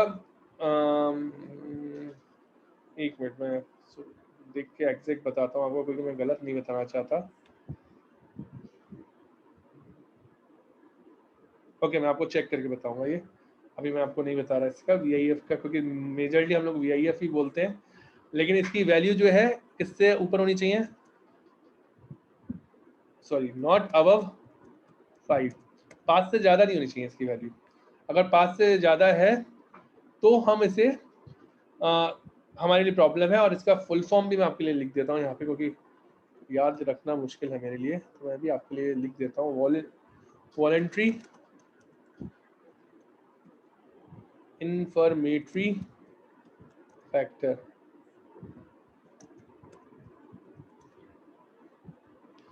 अगर इसकी वैल्यू 5 अप्रोक्स आती है, या ये शुड नॉट 5 से ज्यादा आती है, तो इसका मतलब ये है ये दो फैक्टर आप कंबाइन कर सकते हैं, क्योंकि इन दो फैक्टर को आपके रिस्पोंडेंट्स एक ही जैसा रिप्लाई कर रहे हैं, एक ही जैसा समझ रहे हैं। तो मैं फिर से रिपीट करता हूँ, respondent treating same variables as same, मतलब आपका सम वेरिएबल्स एज सेम, तो ये वैल्यू देख के आप बता पाओगे। ओके, कोई डाउट? नॉर्मलिटी ऑफ डाटा होना चाहिए, इसमें assumption है -3 से +3, एक थंब रूल है जो आप चेक कर सकते हैं स्क्यूनेस और कटसेस की वैल्यू से, कि अगर अचीव्ड है तो आपका नॉर्मल है डाटा, नहीं तो नहीं है। अगर आपका नॉर्मल नहीं है तो सैंपल साइज बढ़ाने की कोशिश करिए। इंडिपेंडेंट एंड डिपेंडेंट वेरिएबल दोनों ही मैट्रिक्स होने चाहिए। तो ये आपका रिग्रेशन पूरा मैं आज कंप्लीट कर रहा हूँ उसी के साथ रिवीजन, और इसे मिटा देते हैं रिग्रेशन को। ओके, अब मैं आता हूँ फैक्टर एनालिसिस। यार, एक और बड़ा टॉपिक है फैक्टर एनालिसिस। फैक्टर एनालिसिस अगर हम बात करते हैं, वैलिडिटी एस्टिमेट के लिए यूज होता है। किसके लिए यूज होता है? वैलिडिटी एस्टिमेशन के लिए। पहले हमने रिलायबिलिटी के लिए कौन यूज कर रहे थे, जरा याद दिलाना मुझे। Cronbach alpha. वैलिडिटी के लिए कौन यूज कर रहे हैं हम? Factor analysis. इसमें भी आएंगे, कौन सा चीज आएंगे वो बताएंगे आपको। ओके, इसका पर्पस क्या है कि ग्रुपिंग ऑफ वेरिएबल्स, कि अभी तक ये था कि भाई ये दो वेरिएबल्स सेम थे, हमने वो चेक कर लिया, तो हमें उसे कंसिडर करना है, तो अब किन वेरिएबल्स को हम ग्रुप अप कर दें, तो इसमें हम ये चीज चेक कर सकते हैं। तो इसमें हम जो पढ़ेंगे KMO एंड बार्टर्स। KMO क्या है, और इस वैल्यू आएगी आपके सामने, एंड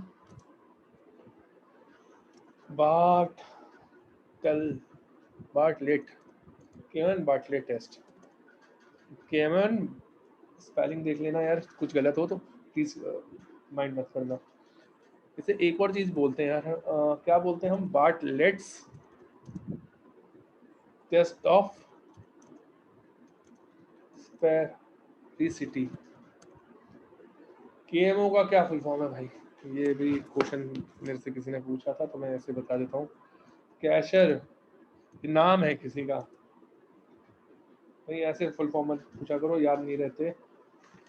ऑलकिन, इसलिए लिख दिया मैंने। इसकी वैल्यू 0.5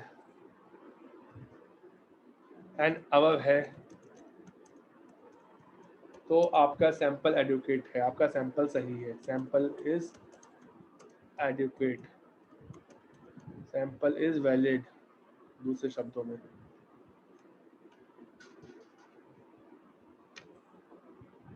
अगर ये आपकी सैंपल की वैल्यू कम आ रही है तो सैंपल साइज बढ़ा लीजिए, बस। अगर 0.5 को अचीव कर जाती है इस टेस्ट के बाद, तो आप बोल सकते हैं कि अपने किसी भी गाइड को, या कोई भी टीचर, या जो भी लोग आपसे पूछ रहे हैं कि भाई ये सैंपल आपका एडुकेट है या नहीं है, तो आप बोल सकते हैं सर मैंने KMO एंड बार्टलेट टेस्ट किया है, और मैंने लगा के देखा तो 0.5 आ गया, तो इसलिए मैं बोल रहा हूँ कि टेस्ट आपका एडुकेट है।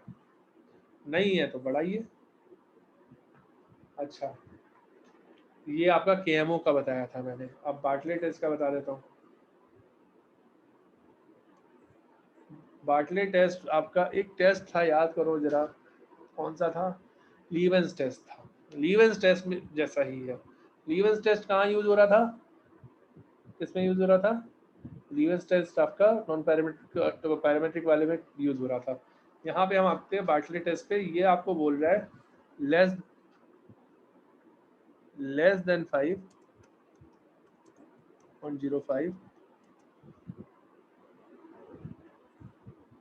then all my factors contributing to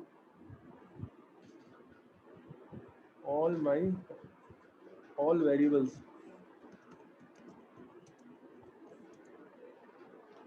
to factor okay less than 5।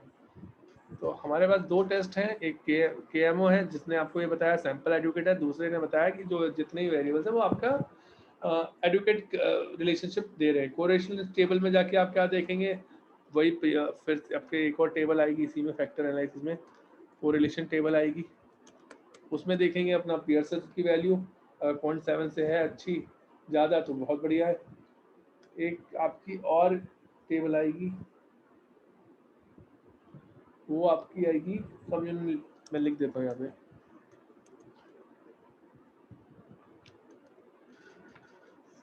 कम्युनलिटीज table, उसे देख लीजिएगा। वो आपको ये बताएगी कि how variables explain by each other separately, एक दूसरे से कैसे एक्सप्लेन कर रहे हैं, वो टेबल बनेगी, उसमें एक दूसरे का कोरिलेशन की वैल्यू आएगी।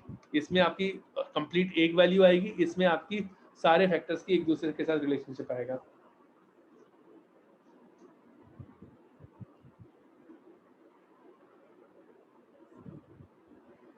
अब आपका एक टेबल और आएगी इसी में, टोटल वेरिएंस की जो टेबल है उसमें देख लीजिएगा, अगर जो भी वेरिएंस की वैल्यू जो टोटल यहाँ पे एक वैल्यू लिख के आ रही होगी नीचे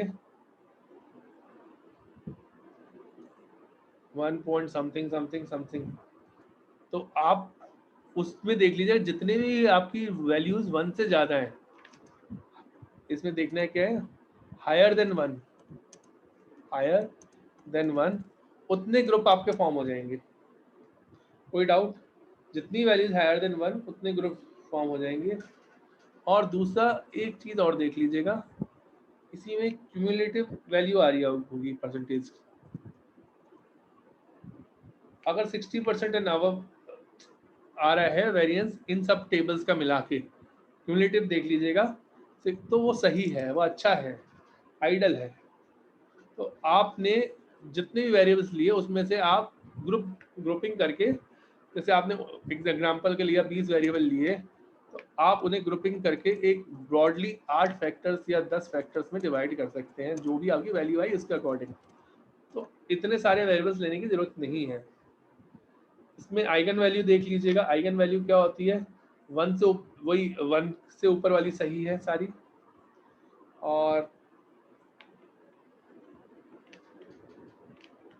कैसे ग्रुपिंग करेंगे वो देखना है अगर आपको, तो आपका एक और टेबल आएगी इसमें, उसका नाम मैं आपको देख के बता देता हूँ, यहीं पे लिख देता हूँ, रोटेटेड कंपोनेंट्स करके एक टेबल आएगी, उसमें रोटेटेड कंपोनेंट्स, उसमें वैल्यू देख लीजिएगा, वैल्यू आपके सामने लिखी होगी अलग अलग, जो भी वैल्यूज आपके सामने हैं, आपके सामने 8 ग्रुप बन के आ गए या 7 ग्रुप बन के आ गए, उसमें से देखिएगा कि हाईएस्ट वैल्यू देख लीजिएगा, जो हाईएस्ट वैल्यू, जैसे वेरिएबल 1 के आगे आपकी वैल्यू लिखी होगी, मैं लिख देता हूँ एक के लिए एग्जांपल, ए लिखा है यहाँ पे 1 2 3 लिखा है, मान लीजिए 1, मैं अभी एग्जांपल के लिए 3 को ले रहा हूँ, यहाँ वैल्यू अगर कुछ लिखी है, यहाँ कुछ लिखी है, यहाँ कुछ लिखी है, इनमें से जो हाईएस्ट है वो आप, तो जैसे आपने देखा कि 1 में हाईएस्ट आई ए की वैल्यू, तो 1 ग्रुप में ए आ गया। ऐसे ही आपने दूसरा देखा, यहाँ पे बी लिख देता हूँ मैं, बी की वैल्यू देखिए, मैं थोड़ा साइड में लिख रहा हूँ, थोड़ी जगह कम है, तो आपने देखा 2 में आ रहा है, तो इस आपने 2 में डाल दिया इसे, ऐसे करके आप हाईएस्ट वैल्यू के अकॉर्डिंग ऐसे डालते जाएंगे, तो आपके पास ग्रुपिंग होती जाएगी। और हमारा पर्पस भी याद रखिएगा, ग्रुपिंग करना ही है कि किन फैक्टर्स की हम ग्रुपिंग करके उसे छोटा कर सकते हैं। कोई डाउट यहाँ तक?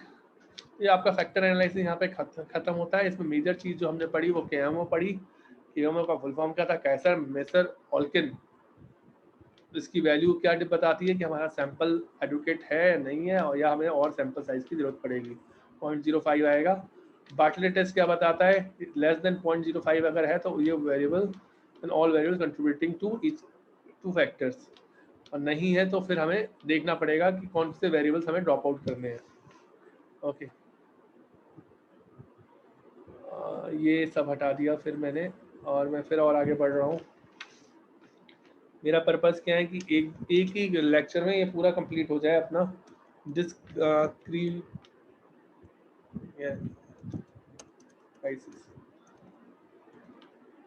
ओके, डिस्क्रिमिनेंट एनालिसिस पे आ जाते हैं। इसमें क्या चीज है याद रखिएगा? Dependent variable. जो हमारा डिपेंडेंट वेरिएबल है वो कैटेगोरिकल है,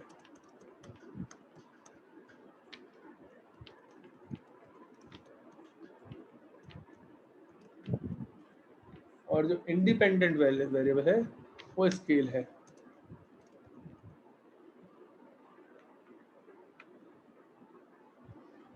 और हमें एक इक्वेशन फॉर्म करनी है किस तरीके की?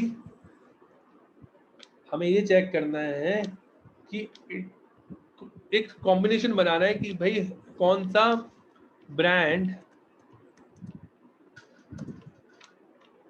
ये मान लो एक एग्जांपल से समझा रहा हूँ, ब्रांड 1 ब्रांड 2, दो ब्रांड्स हैं और उसके अलग अलग प्रोडक्ट्स हैं। मान लीजिए प्रोडक्ट्स हैं हमारे पास,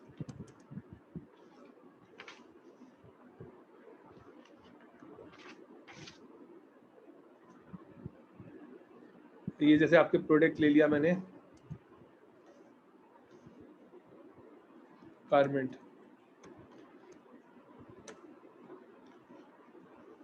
तो उसी एग्जांपल को मैं समझा रहा हूँ। A garment company launch a new brand of a shirt and the company want to categorise consumer into two groups, satisfied and non satisfied, related to some characteristics of the consumers during the last 2 years. The company conducted a survey and data were obtained from 36 consumers on the age of consumer, income of the consumer, attitude of the consumer towards the shopping, measure on a 7-point Likert scale. अब वो prediction के ऊपर जाना चाहते हैं। कोई यहाँ तक कोई डाउट नहीं? तो कैसे करेंगे वो बता देता हूँ मैं आपको। एनालाइज में जाए, क्लासिफाई में जाए, आपको डिस्क्रिमिनेंट में मिल जाएगा। इसमें एक नया टर्म आपके सामने आएगा, बहुत ज्यादा यूज होगा। पढ़ा था कहीं पे? विल्क कहाँ था, किसके नाम में था? सेपोरो विल्क। तो वहीं से थोड़ा बहुत लिया गया है। विल्क लैम्डा लेते हैं अब हम।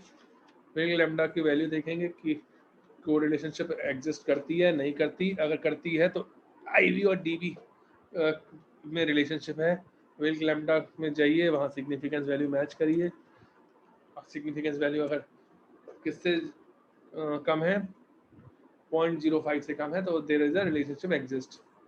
फिर आप एज, ऐसे ही एज, इनकम, एटीट्यूड, ऑक्यूपेशन, इन सब पे चेक करिए इनकी सिग्निफिकेंस वैल्यू पे को।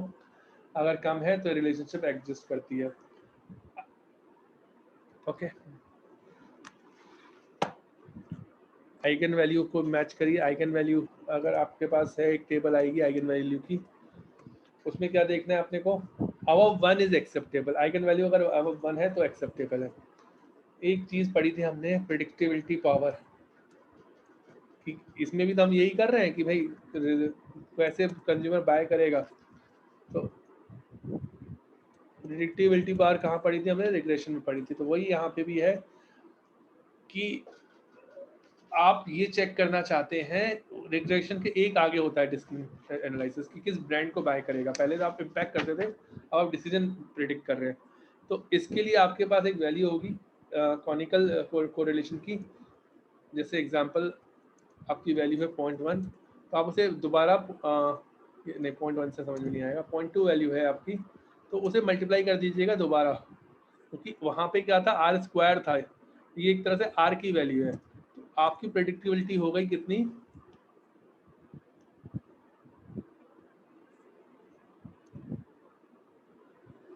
0.4 इंटू 2 0.4, 40% प्रेडिक्टेबिलिटी।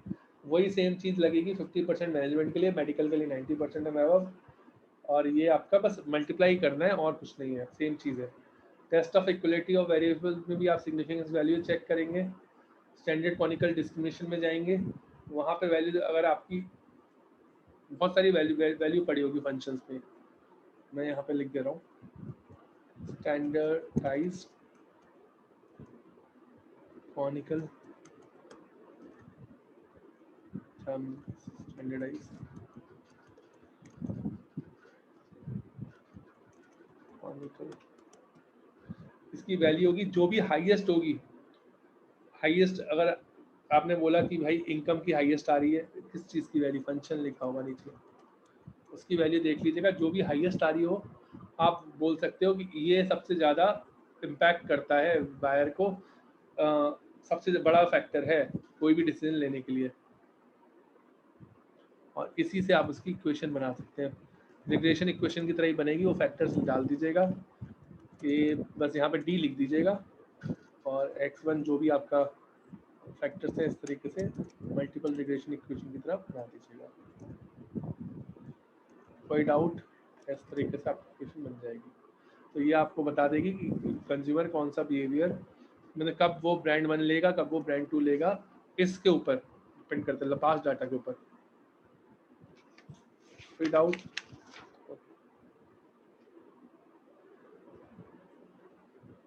क्लस्टर एनालिसिस, क्या डिफरेंस है क्लस्टर एनालिसिस और फैक्टर एनालिसिस में? क्लस्टर रिस्पोंडेंट्स का ग्रुप बनाता है, मैं फिर से यहाँ पे लिख देता हूँ, क्लस्टर एनालिसिस और फैक्टर एनालिसिस, और फैक्टर एनालिसिस वेरिएबल्स का ग्रुप बनाता है। समझ गए? क्वेश्चंस का ग्रुप बनाना है तो क्या हुआ, आपको क्वेश्चन आयर में से क्वेश्चंस का ग्रुप बनाना है, फैक्टर एनालिसिस किया, और अगर क्लस्टर का ग्रुप बनाना है, मतलब आपने जिस किससे भरवाऊंगा क्वेश्चन आयर, उसके ग्रुप बनाना है तो क्लस्टर एनालिसिस किया। मार्केटिंग में बहुत ज़्यादा यूज होता है, क्यों? क्योंकि हमें अगर पता चल जाए कि हमारे क्लस्टर में कौन कौन आ रहे हैं, तो हम उसी टाइप के लोग प्रोडक्ट को बार बार उन्हें ईजिली बेच सकते हैं। अगर हमें पता चल जाए कि कौन से लोग इंश्योरेंस खरीदेंगे, तो हम उन्हीं को अप्रोच करेंगे और हमारी सेल्स की परसेंटेज बढ़ जाएगा।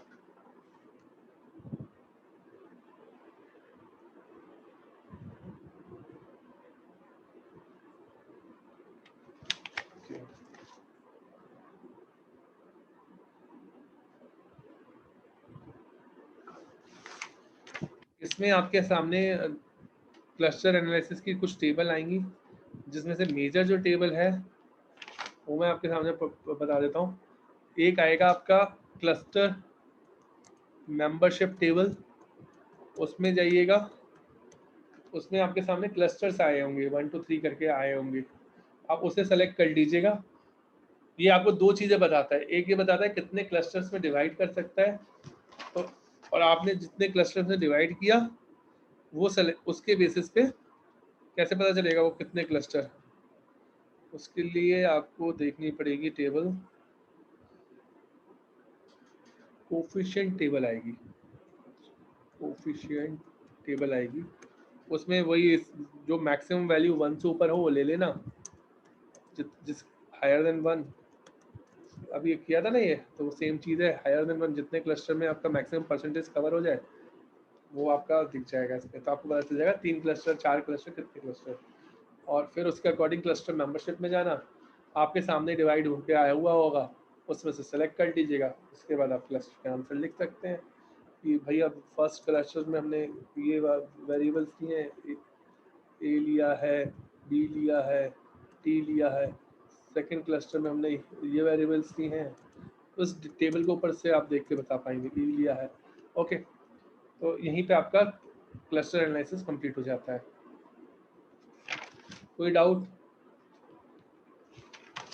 कुछ छोड़ा मैंने? एक और इम्पोर्टेंट है कंजॉइंट,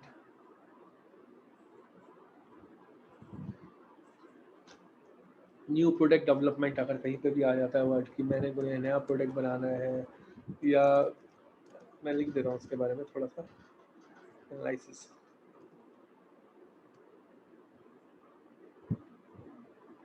रेफरेंस जाननी है कस्टमर की,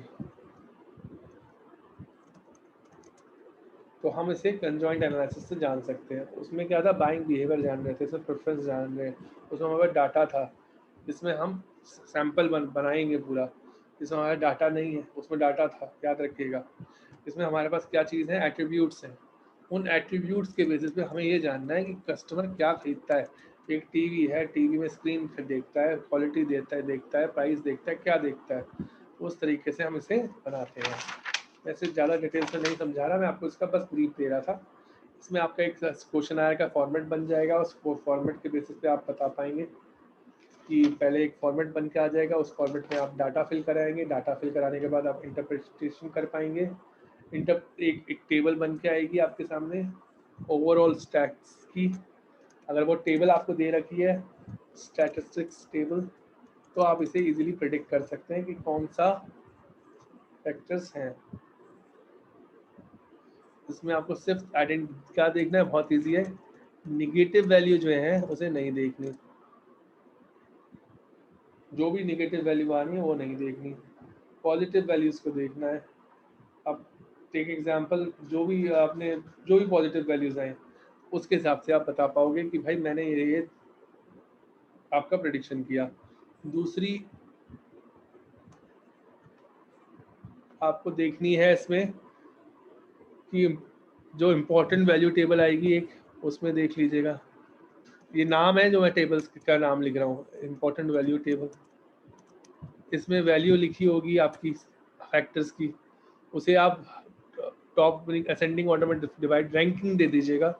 रैंकिंग से आपको पता चल जाएगा कि कस्टमर प्राइस को ज़्यादा प्रेफर करता है, स्क्रीन को ज़्यादा प्रेफर करता है, कैटेगरी को ज़्यादा प्रेफर करता है। उसके बाद एक और चीज़ देख लीजिएगा, कोरिलेशन टेबल एक बन के आएगी, उसमें पीयर्स, उसमें कैंडला टाउ की वैल्यू आएगी। कैंडला टाउ की वैल्यू जो है वो आप चेक कर लीजिएगा, वो ऑर्थो फाइल से बन के आती है नॉमिनल डाटा के बेसिस पे। वो 0.5 से, जो 0.05 से कम होनी चाहिए।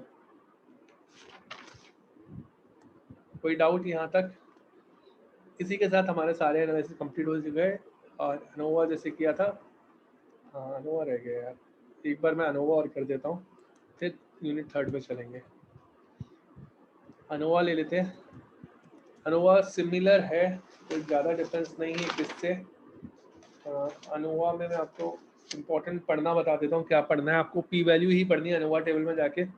और दो चीज़ें देखनी है, एक अनोवा टेबल की पी वैल्यू देखनी है जो आपके सामने आएगी, वो सिग्निफिकेंस है या नहीं है, सिग्निफिकेंस वैल्यू आएगी उसमें। दूसरी आपको पोस्ट हॉक में जाके देखना है टेबल, ये आपको सारे पॉसिबल रिलेशनशिप दिखा देती है, ऑल पॉसिबल रिलेशनशिप दिखा देगी। कंपेयर की आपस में जो वेरिएबल्स हैं उसमें क्या चीज़ है, क्या रिलेशनशिप्स हैं। टू वे एनोवा में भी यही आपको चेक करना है, पी वैल्यू चेक करनी है, उसके अकॉर्डिंग आप डिसाइड कर सकते हैं कि सिग्निफिकेंट है या नहीं है। और एक एवरेज वैल्यू आती है जो मीन हम कहते हैं, उससे आप रैंकिंग दे सकते हो किसी फैक्टर्स को।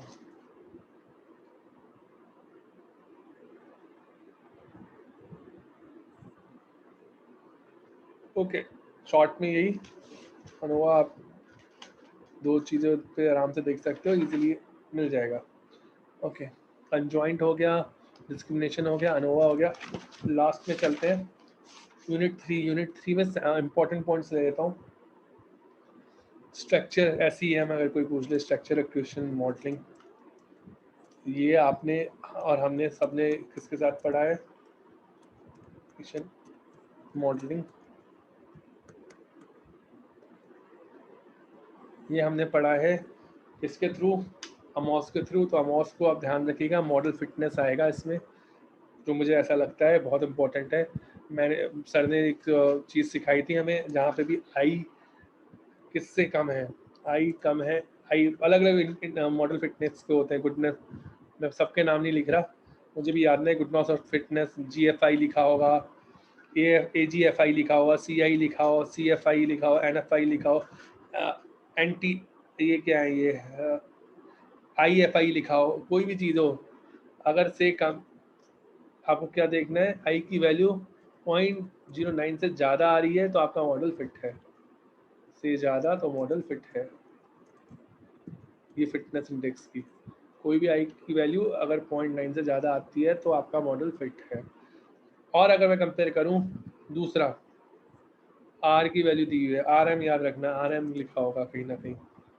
RM के आगे अगर एरर लिखा है कहीं पे, स्क्वायर एरर, RMS मैं लिख देता हूँ पूरा, RMS एरर लिखा है, तो RM जहाँ पे भी आए, क्या याद, RMS जहाँ पे भी आए वहाँ पे से कम, किससे कम, एरर है तो 0.08 से कम, और रेसिडुअल है, RMS रेसिडुअल है तो 0.5 से कम।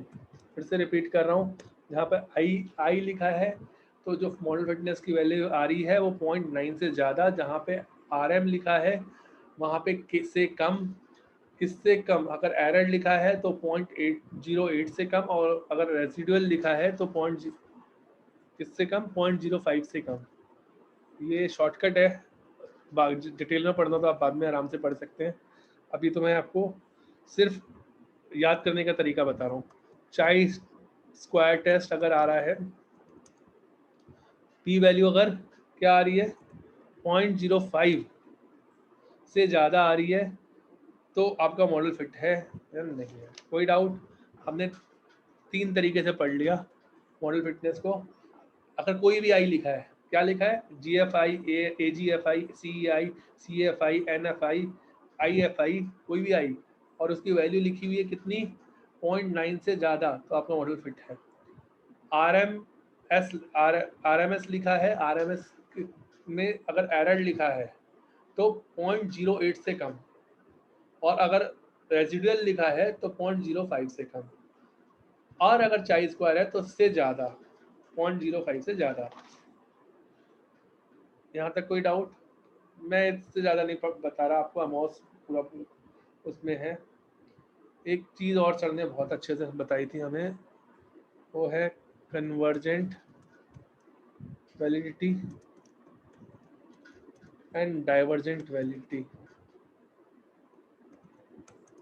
याद रखिएगा, कन्वर्जेंट और डाइवर्जेंट वैलिडिटी इम्पोर्टेंट मुझे लगता है, कि क्योंकि समझना आना चाहिए क्या होती है। देखो भाई, ये फैक्टर्स बताए थे सर ने हमें, ए उससे ही समझा रहा हूँ मैं, A2 A3 हमने मॉडल जो बनाया था वो यही था, और उधर लिखा था हमने बी, और यहाँ पे B1 और B2 लिखते हैं, ज़्यादा टाइम नहीं है अपने पास, B1 एंड B2। ओके,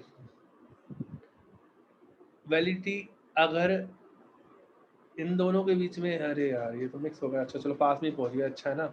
अगर इन दोनों के बीच में है तो वो आपकी डाइवर्जेंट वैलिडिटी है, और अगर इसके और इसके बीच में है तो आपकी कन्वर्जेंट वैलिडिटी है। वो ये बोलना चाहते हैं भाई, बी का फैक्टर बी, कन्वर्जेंट वैलिडिटी मतलब बी का फैक्टर बी पे ही इम्पैक्ट डाले, ऐसा ना हो B1 की वजह से इम्पैक्ट आ रहा हो A1 पे। क्लियर? A1 इम्पैक्ट डाल सकता है A पे, A2 इम्पैक्ट डाल सकता है A पे, तो हम उसे बोलेंगे कन्वर्जेंट वैलिडिटी, और A जो इम्पैक्ट डाल सकता है B पे उसे बोलेंगे डाइवर्जेंट वैलिडिटी। शॉर्ट में ही है, शॉर्ट में समझा रहा हूँ, और ज़्यादा डिटेल में नहीं जाते। अगर सबसेट्स ऑफ वेरिएबल्स डिपेंड करते हैं एक दूसरे पे तो उसे हम बोलते हैं ये वाला, A1 अगर A पे डिफाइन करता है तो हम बोलते हैं क्या, कन्वर्जेंट वैलिडिटी, और डाइवर्जेंट होते हैं अगर A और B का रिलेशनशिप होता है। ओके, और एक चीज़ और हमें तुमने बताई थी, इम्पोर्टेंट लग रहा है मुझे। हम्म,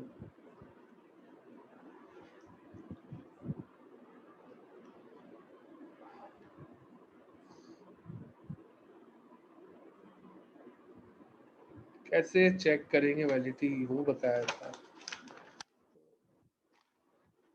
इसे अभी मैं छोड़ता हूँ क्योंकि वो थोड़ा लंबा हो जाएगा। अब हम चलते हैं कोवेरिएंस, मैंने आपको बता ही दिया, मॉडल इंडेक्स बता दिया, सैंपल्स। अच्छा फॉर, अगर भाई नहीं आता ये वैल्यू तो क्या करेंगे? तो हम सबसे पहले फॉर इम्प्रूविंग मॉडल इंडेक्स क्या क्या पॉइंट्स हो सकते हैं?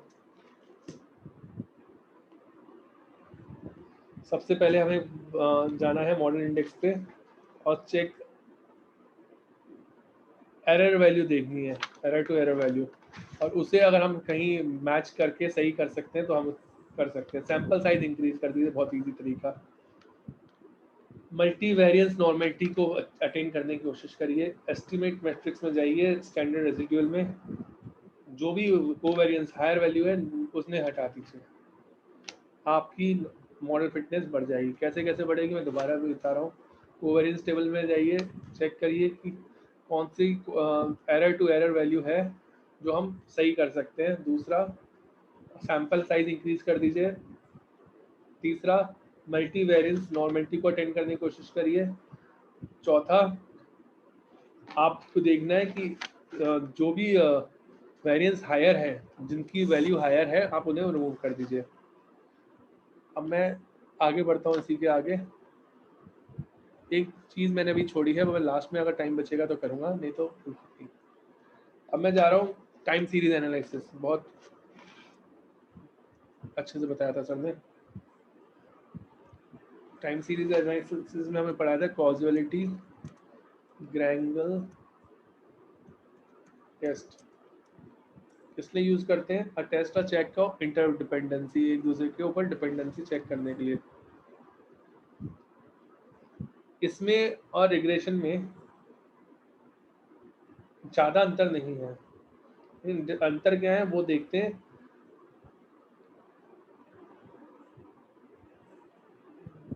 वो मैं आपको बताता हूँ।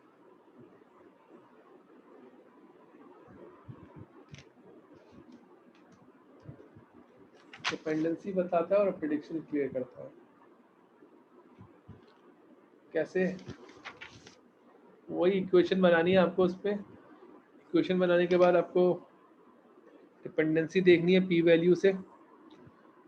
अगर पी वैल्यू, फिर से लिख देता हूँ, पी वैल्यू लेस देन 0.05 या LOS, तो आपका H0 रिजेक्टेड हो जाएगा। तो वही आपको एक्स ऑन वाई और वाई ऑन एक्स को चेक करते रहना है और इसमें डिपेंडेंसी निकाल लेनी है।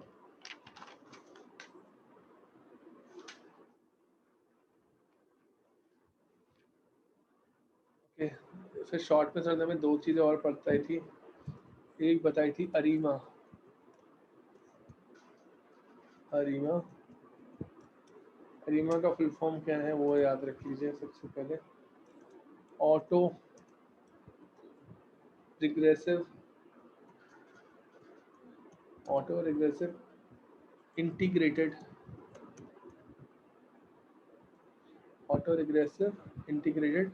Moving average.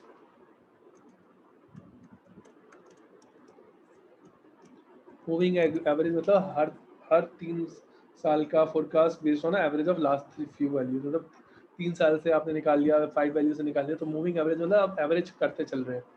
तो इसमें क्या होता है कि कुछ भी अगर वैल्यू मिस हो रही है तो वो आपका स्कोप अप हो जाती है। भाई इसकी परफॉर्मेंस जैसे CGPA और आप लोग परसेंटेज निकालते हैं ना, मूविंग एक सेमेस्टर में अच्छी आ गई तो आप पूरा बैलेंस कर लेते हैं आगे भी। अगर कहीं किसी सेमेस्टर में अच्छे नहीं आए तो वो भी बैलेंस हो जाएगा। तो ऑटो रिग्रेसिव, इसका एक इक्वेशन और लिख लीजिए। अभी तक हम निकाल रहे थे किसी का फोरकास्टिंग किसी और वैल्यू से, ये है उसकी फोरकास्टिंग उसी की वैल्यू से, लेकिन T-1। भाई अगर तुम्हारे पहले अच्छे मार्क्स आए हैं तो शायद तुम इस बार भी अच्छे मार्क्स लाओ, क्योंकि तुम मेहनत करोगे। तुम्हारा ये है, सर ने ये एग्जांपल दिया था, मैं वही सेम एग्जांपल रिपीट करके आपको समझाने की कोशिश कर रहा हूँ। दूसरा सर ने बताया था आपको समझाने के लिए, जनरल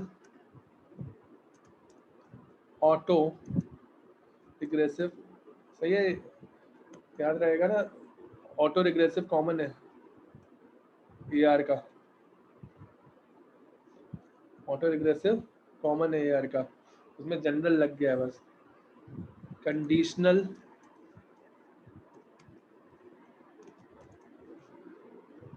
हेट्रोस्कैडेस्टी,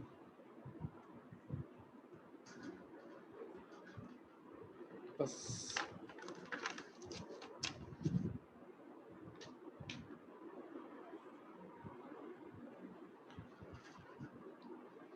तो ये किस लिए यूज कर रहे हैं हम?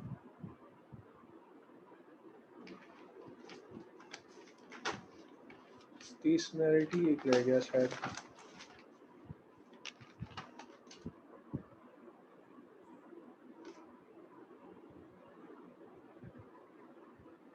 ओके, इसमें आप ये बोल रहे हो जो आपका, एक आपको याद होगा टाइम्स, हम लोग लीनियर पढ़ते थे, स्टैंडर्ड एरर पढ़ते थे, तो उसमें क्या चीज़ करते थे हम? लीस्ट स्क्वायर मेथड पढ़ा था हमने, सॉरी मैं भूल रहा था, लीस्ट स्क्वायर मेथड, जो बहुत लेट हो गया बनाते बनाते वीडियो।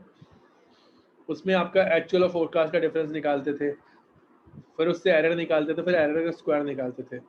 तो होमोस्कैडेस्टिसिटी में क्या होता था, हमारा एरर का स्क्वायर कॉमन आता था, मतलब 4 आया। लेकिन हेट्रो रियलिटी में क्या होता है कि जो एक्चुअल और फोरकास्ट है वो वैल्यू कभी भी एक फॉर्मेट फॉलो नहीं करेगी। एरर का स्क्वायर जो आ रहा है वो एक जैसा नहीं आएगा। उसी को समझाने के लिए जनरल ऑटो रिग्रेसिव कंडीशनल हेट्रोस्कैडेस्टी। चलिए, इसी के साथ मेरा आज का रिवीजन वाला पार्ट हो गया। एक क्वालिटेटिव रिसर्च भी बताई थी सर ने कि कैसे कैसे कर सकते हैं, केस स्टडी मेथड, ई research method, grounded theory method, interview matrix method, narrative analysis, बहुत अलग अलग तरीके से समझाया था कि हम अगर हम कहीं पे जा रहे हैं तो उसे, मैं यहाँ पे एक टॉपिक डाल दे रहा हूँ जिससे आप उसे मिस ना करें। रिसर्च, तो उसके ऊपर सर ने लास्ट क्लास ली थी। इसी के साथ हमारा आज का वीडियो कंप्लीट होता है। Thank you everyone, all the best for exams. कोई भी डाउट हो पूछिएगा, मुझसे नहीं सर से पूछिएगा।